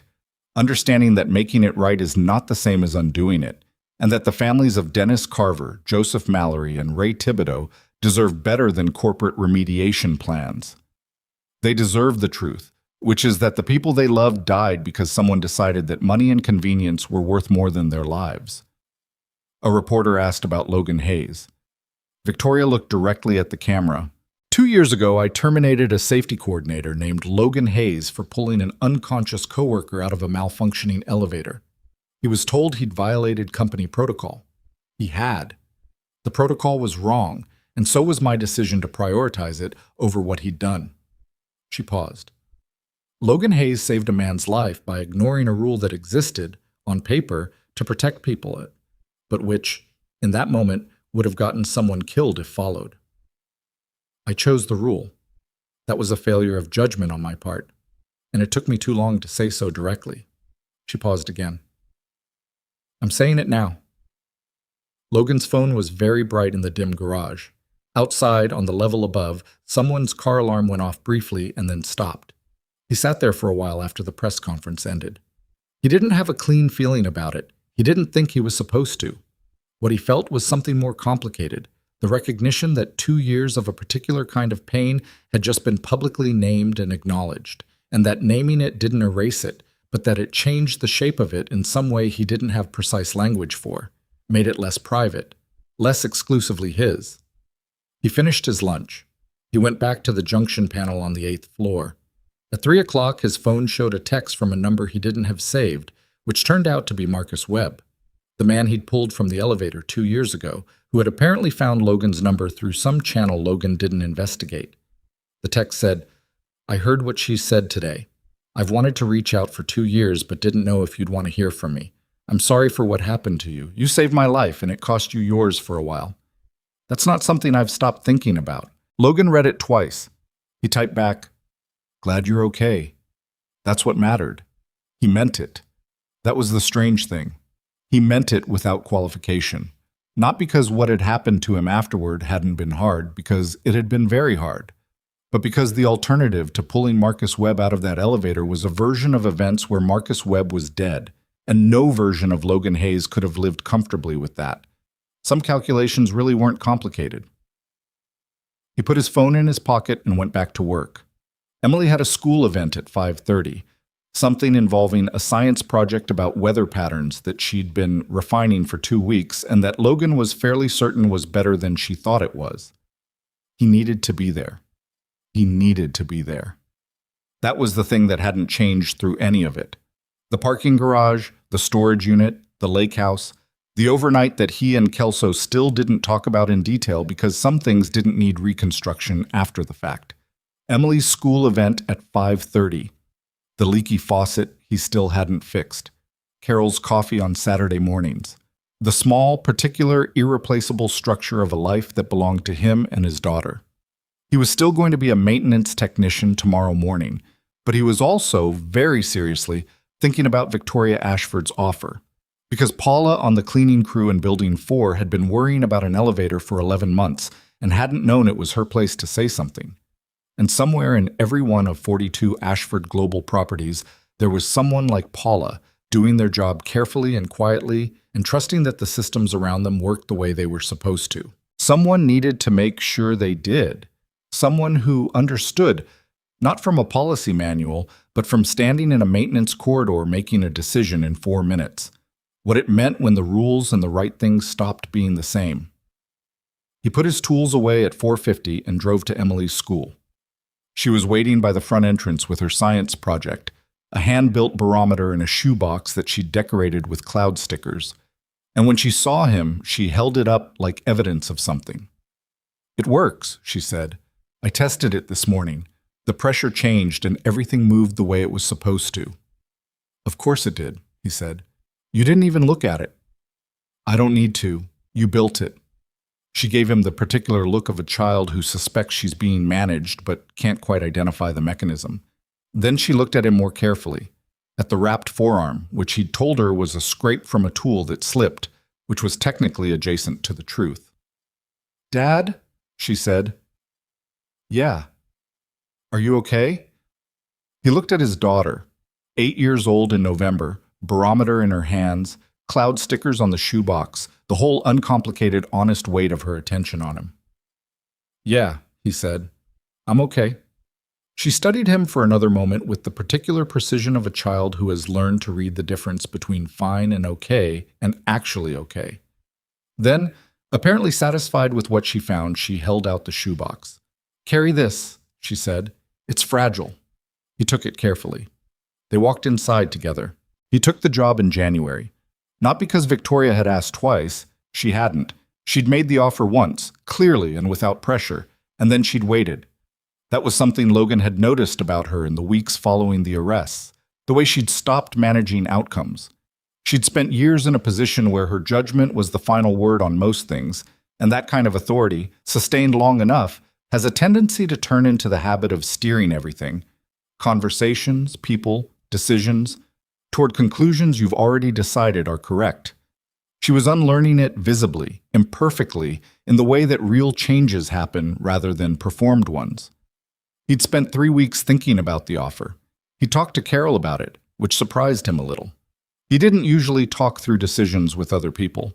Carol had listened to the whole thing over coffee on a Saturday morning and then said, "You've been fixing buildings for 2 years when what you're good at is making sure people don't get hurt in them. Those aren't the same job." Then she'd refilled her coffee and changed the subject, which was Carol's way of indicating that she considered the matter settled. He talked to Emily about it too, not the full situation. She knew a version of what had happened, age appropriate, the shape of it without all the weight. She knew her father had helped someone who needed help. She knew there had been some danger and that he was fine. She'd processed this with the particular resilience of a child who has learned that her father sometimes moves toward difficult things rather than away from them, and who has decided at 8 years old that this is something she's proud of rather than something that frightens her. When he told her about the job offer, she'd said, "Are the buildings safer now?" "Not yet," he'd said.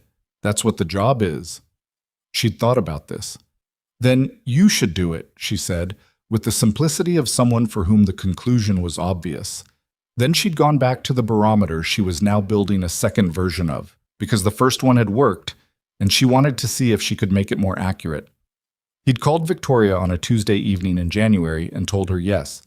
The silence on her end lasted about 3 seconds. "Good," she said. And then, after a moment, "Thank you, Logan." "Don't thank me yet," he said. "I'm going to change a lot of things." "I know," she said. "That's why I asked you, but..." The first 6 months were the hardest. Not because of resistance from above. Victoria had been true to her word about the reporting structure, which meant when Logan identified a problem, he could address it without navigating 4 layers of people whose primary interest was protecting the status quo. The resistance came from below and sideways, from middle management layers that had been operating under a particular set of assumptions for years and found those assumptions suddenly and inconveniently scrutinized. There was a facilities director at the Port District Warehouse Complex named Gerald Okafor, who had been doing his job competently and quietly for 9 years, and who greeted Logan's first site visit with the specific wariness of a man who had survived previous leadership changes by keeping his head down and his paperwork clean. Logan spent 3 hours walking the property with Gerald, asking questions rather than making assessments, listening to the things Gerald said and the things Gerald didn't say. At the end of the walk, standing in the loading dock where Ray Thibodeau had fallen 18 months earlier, Logan said, "How long did you know the inspection certification was wrong?" Gerald was quiet for a long time. "I didn't know," he said carefully. "I suspected. The dates didn't line up with the work schedule. I'd have known if an inspector had been on site because I'm always on site, and I never saw one." He paused. "I reported it internally. Twice. I have the emails." Logan looked at him. "To who?" "Regional Compliance Coordinator." "Who reported to..." Gerald stopped. He knew the chain. He knew where the chain led. "I didn't know what was happening at the top. I just knew my concerns went somewhere and nothing came back." "And after Ray died?" Gerald looked at the loading dock. His jaw tightened in the way that grief sometimes looks from the outside, when a person has been holding it in a professional context for too long. "I went home that night and I sat in my car for 45 minutes, he said, "because I'd flagged it, and nothing had happened. And now someone was dead." He looked at Logan. "I thought about going further, going outside the company, but I had a family, a mortgage, and I told myself maybe it wasn't connected. Maybe I was wrong about the inspection." "Were you wrong?" "No," Gerald said quietly. "I was not wrong." Logan nodded slowly. He thought about what Victoria had said about Paula on the cleaning crew, not knowing it was her place to say something. Gerald had known it was his place, had said something, and had been failed by every system above him that was supposed to make the saying matter. "I need you to stay in this job," Logan said, "and I need you to help me build something different, a reporting structure where what you flagged 2 years ago reaches someone who acts on it, not someone who files it." He met Gerald's eyes. "That means I need to know every time you flag something going forward, directly, not through the chain." Gerald looked at him for a long moment. The wariness hadn't fully left, but something else had entered the space alongside it. The cautious, not yet believing posture of a person who has been disappointed by institutional promises enough times that they've stopped taking them at face value, but who hasn't entirely stopped wanting to. "You're not going to be here forever," Gerald said. "Leadership changes. The structure you're building now—" "I know," Logan said. "Which is why we're going to build it into the company's legal obligations, not just its internal policies. Whistleblower protections that are contractually binding, reporting channels that are independent of management hierarchy, external audits on safety certifications." He paused. "The structure has to survive me. Otherwise, it's just personality, and personality doesn't protect anyone once the person is gone." Gerald absorbed this. He looked at the loading dock again. "Ray Thibodeau was good at his job," Gerald said. 12 years, never a complaint, brought donuts on Fridays." He said it simply, not for effect. Just the fact of a person, offered in the only context available. "His wife still works at the distribution center in the East Side. She transferred after. Didn't want to be in the same building." "I know," Logan said. "I've spoken with Helen Marsh's office about the Thibodeau settlement, the NDA challenge." "Is she—" Gerald stopped. "Is the family okay?" "They will be." He meant it as accurately as he could, which was not the same as perfectly. "Getting there." The foundation was Victoria's idea, and Logan's objection to it was that it sounded like the kind of thing corporations announced and didn't actually do. She acknowledged this without defensiveness.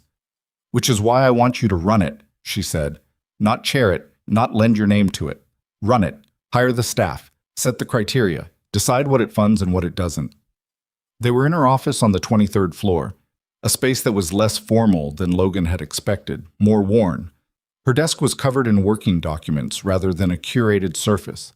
There was a framed drawing on the wall behind her chair that he recognized after a moment as Sophie's artwork from the lake house.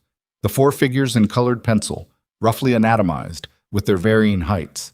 He looked at it.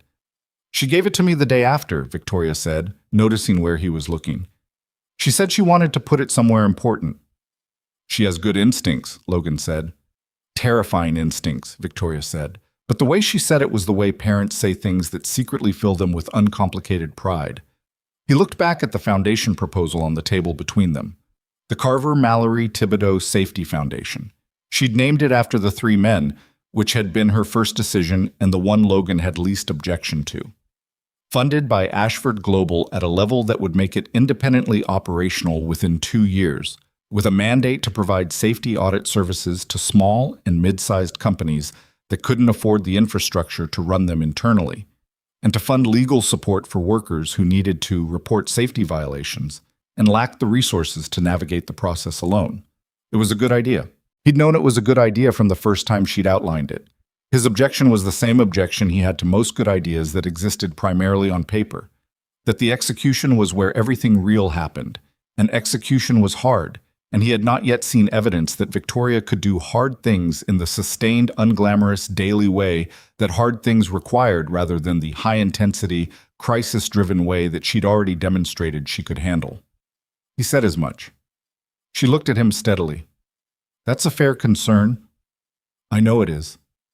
"I don't have a good answer for it yet," she said, "except that I'm aware of it, and that I've spent the last 6 months doing things that aren't interesting or visible, floor walks and employee meetings and compliance reviews and conversations with people like Gerald Okafor who've been trying to do the right thing inside a broken structure and getting nowhere." She paused. "It's not glamorous. It's just what needs to happen. How long can you sustain it?" "I don't know," she said. "Longer than I would have said 6 months ago." She held his gaze. "I'm asking you to take a chance on that." He thought about it for a moment. "Co-director," he said. "Not advisory, not operational support. co-director with equal decision-making authority over program funding and grant criteria. She nodded immediately. Yes? And I want Gerald Okafor on the advisory board. She paused at that. Not reluctance, more like the pause of someone who hadn't thought of it and was processing why it was right. Yes, she said again. That's exactly right. Richard Colton pleaded guilty in March of the following year to federal charges of wire fraud, conspiracy, and obstruction of justice. He received 12 years. His attorney had negotiated the plea down from what the initial indictment would have carried by offering cooperation with the investigation into the two board members. Cooperation that turned out to be genuinely useful, because Colton's knowledge of the structure above him was more complete than prosecutors had initially assessed. Harrison Webb went to trial. His attorney's strategy was to argue that Webb's financial connection to the Eastbridge parent entity was passive and unknowing, that he'd invested in a holding company without full knowledge of its downstream activities. The jury deliberated for 4 days. They found him guilty on 3 of 6 counts. He received 7 years.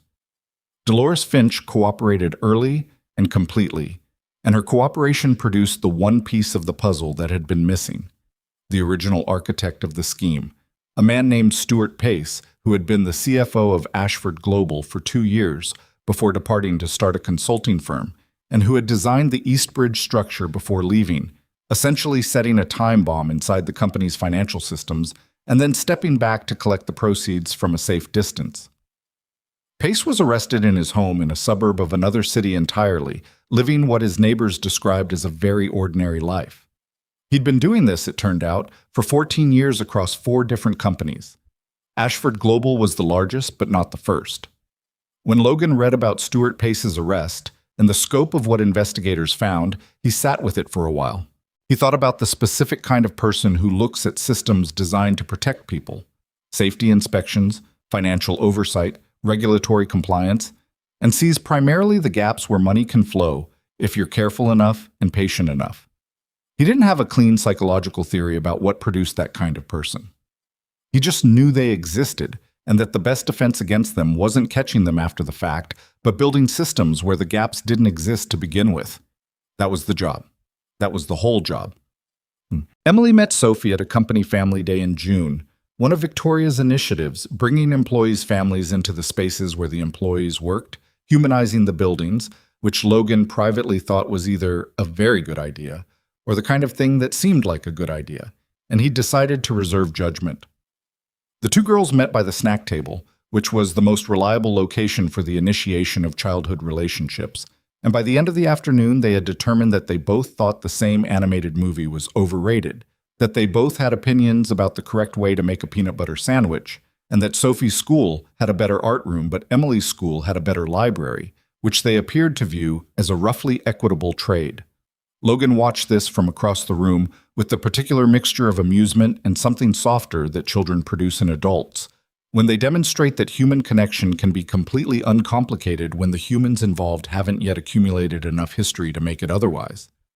Victoria appeared beside him with 2 cups of coffee. She handed him one. "Sophie's been asking about Emily for 2 months, she said, "since you mentioned her."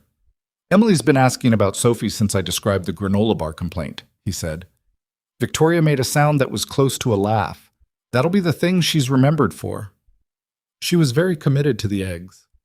"She gets that from me," Victoria said, in the tone of someone who has mixed feelings about the thing they're admitting. "When I want something, I want it specifically." They stood there for a moment, watching the girls argue cheerfully about something that Logan couldn't hear from across the room. Sophie was gesturing with both hands the way she did when she was making a point she considered irrefutable. Emily was listening with the careful, slightly skeptical expression that Logan recognized as her doing real assessment rather than just waiting for her turn to talk. "She's like you," Victoria said. "Yeah," Logan said. "I know." "That's a compliment." "I know that too." It wasn't a romantic moment, and neither of them tried to make it one. What it was 2 people standing in a room full of noise and ordinary life, carrying between them the knowledge of everything that had happened in the parking garage and the storage unit and the lake house and the long night that followed. All of it real, all of it still present, none of it resolved into something clean. and managing, despite that, to find a version of the present moment that was simply what it was.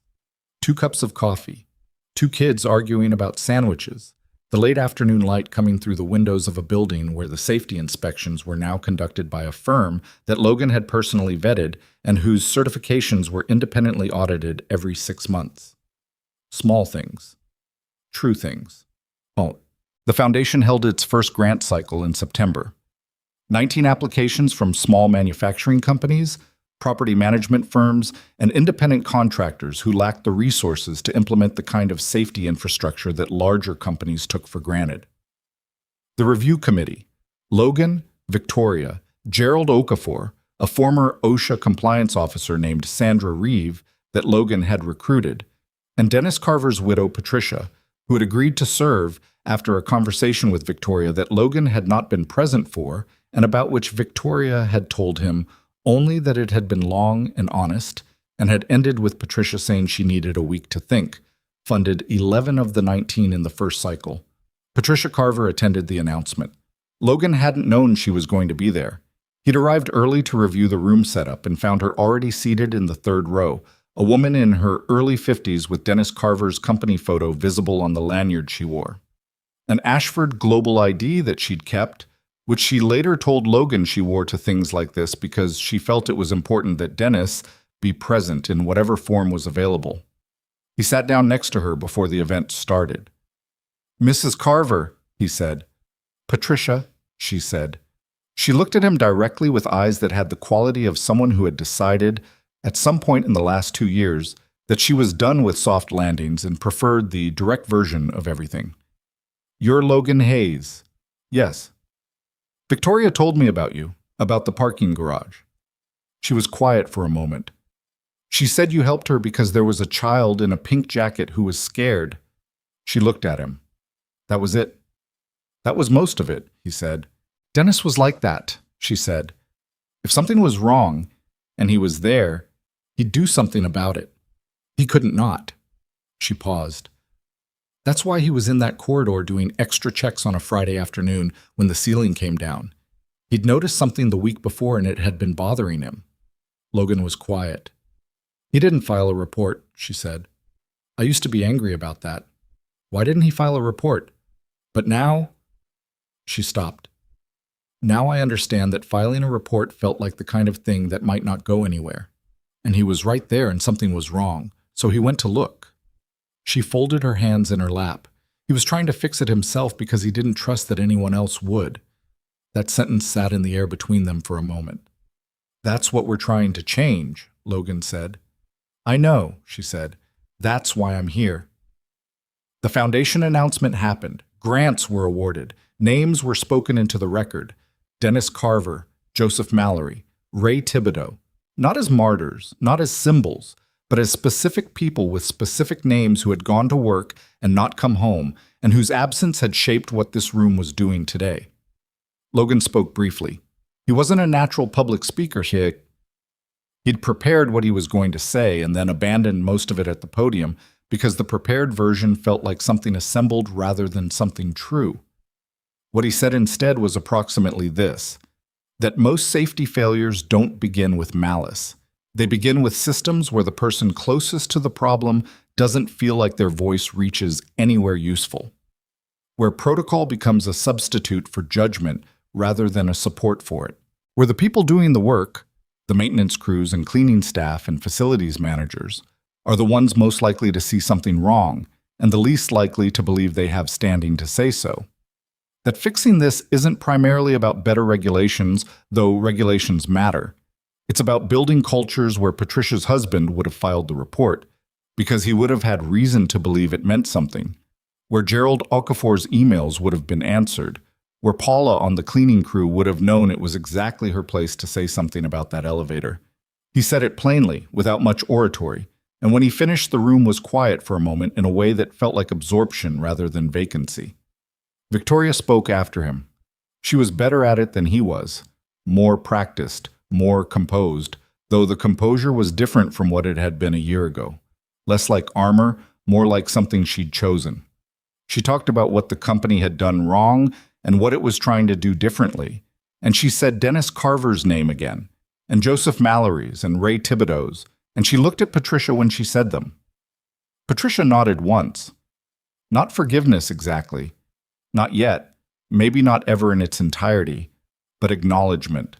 The recognition that what was said was true, and that true was the beginning of something, even if it wasn't the end.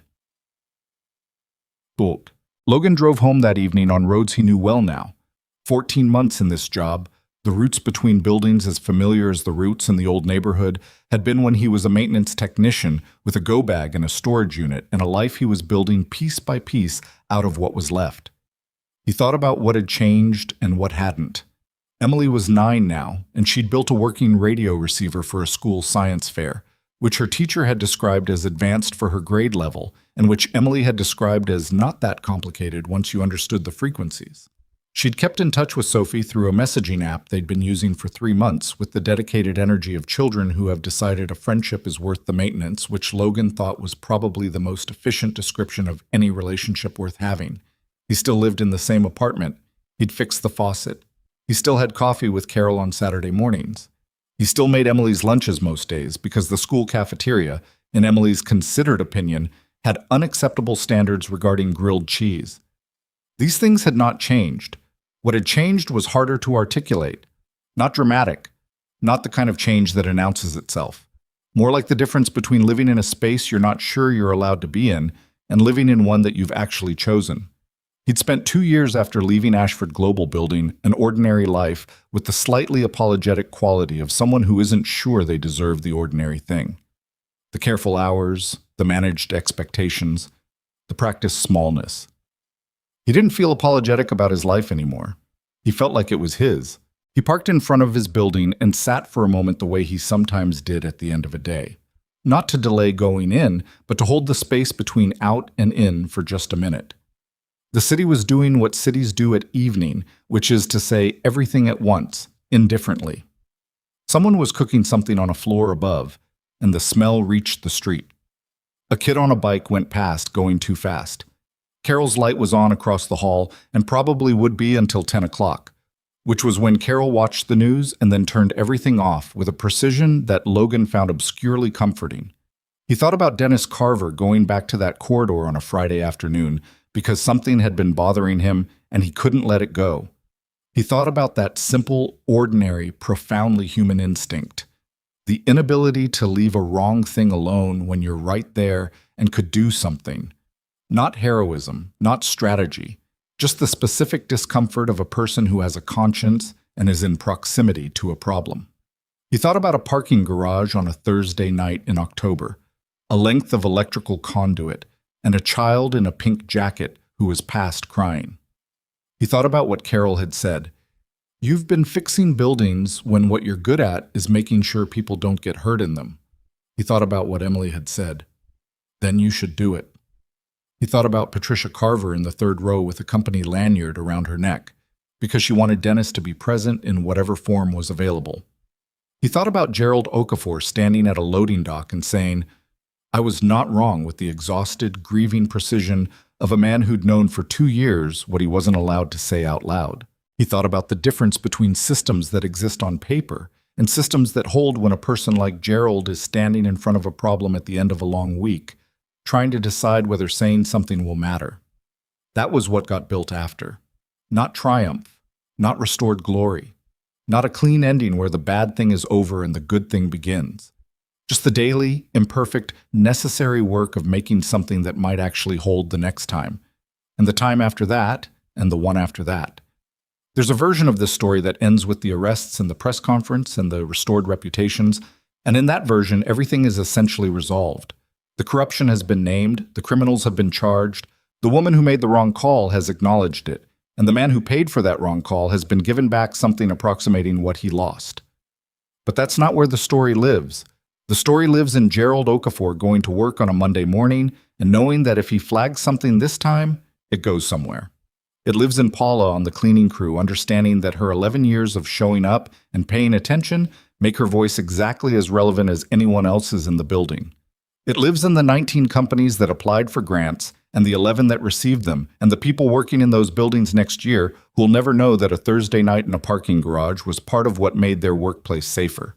It lives in Patricia Carver saying Dennis's name out loud and not having to pretend it's okay, because it isn't, and because the people responsible for making it okay stopped pretending otherwise. It lives in a barometer on an 8-year-old's bookshelf, and a conversation about eggs at a gas station, and a drawing in colored pencil hanging on the wall of the 23rd floor of a building that now had 6 independent safety audits scheduled for the coming year. Logan got out of the car. He went upstairs. Emily was at the kitchen table doing homework, a bowl of cereal she'd made herself already half-eaten beside her because apparently dinner had felt like a thing that could be handled independently tonight. She looked up when he came in. "How was the thing?" she said. "Good," he said, then more accurately, "hard and good." She considered this. Was Patricia Carver there? He'd told her about Patricia. Not everything, just that there was a woman whose husband had died and who was trying to do something with the loss beyond just carrying it. "Yeah," he said. "She was there." Emily nodded slowly, processing this the way she processed most things, thoroughly, without rush. "Is she going to be okay?" "I think so. Eventually." "That's not the same as yes." "No," he said. "It's not." She seemed to accept that. She went back to her homework. He went to the kitchen and started making something that was more substantial than cereal, because it was his job to make dinner, and it was a job he didn't mind. The kitchen smelled like the coffee he'd made that morning, and something Emily had spilled and tried to clean up herself, evidence of which was visible in a not quite successful sweep mark on the counter. Ordinary evidence of an ordinary life. He was 40 years old in March. He'd spent 6 years doing work that he'd believed mattered and couldn't always verify. He'd spent 2 years building a life from what was left when the ground shifted. He'd spent the last 14 months trying to construct something that might hold after he was gone from it. Not a monument, not a legacy in any grand sense, just a system where the next Dennis Carver had a better chance. You don't get a clean story. You don't get the version where everything resolves into order and the right people get what they deserve in the right proportions. What you get, if you're paying attention and willing to do the unglamorous daily work that follows the dramatic thing, is the chance to make the next chapter slightly better than the one before it. That's not nothing. That's in fact most of what there is. Emily looked up from her homework. "Is that pasta?" "It will be." "Can you put the thing in it? The thing with the cheese?" "Parmesan." "That one." "Yes," he said. "I can put the Parmesan in it." She went back to her homework. He put water on to boil. Outside the window, the city was still doing what cities do. The lights came on, floor by floor, in the buildings he could see from here. Buildings with people in them, doing their evening things, trusting without thinking about it that the ceiling above them would hold, that the wiring was sound, that somewhere in the structure of the place where they lived and worked and slept, someone had checked. Someone had cared enough to check. The water began to heat. Emily's pencil moved across her paper. The city held its ordinary, irreplaceable shape against the evening sky. Logan watched the water and waited for it to boil, and thought that this exact and unspectacular moment, pasta and homework and a window full of lit buildings, was what the whole thing had been for. Not the parking garage, not the lake house, not the press conference or the foundation or the arrest warrants or the 11 grants awarded on a September afternoon to companies most people had never heard of. This, the chance to come home,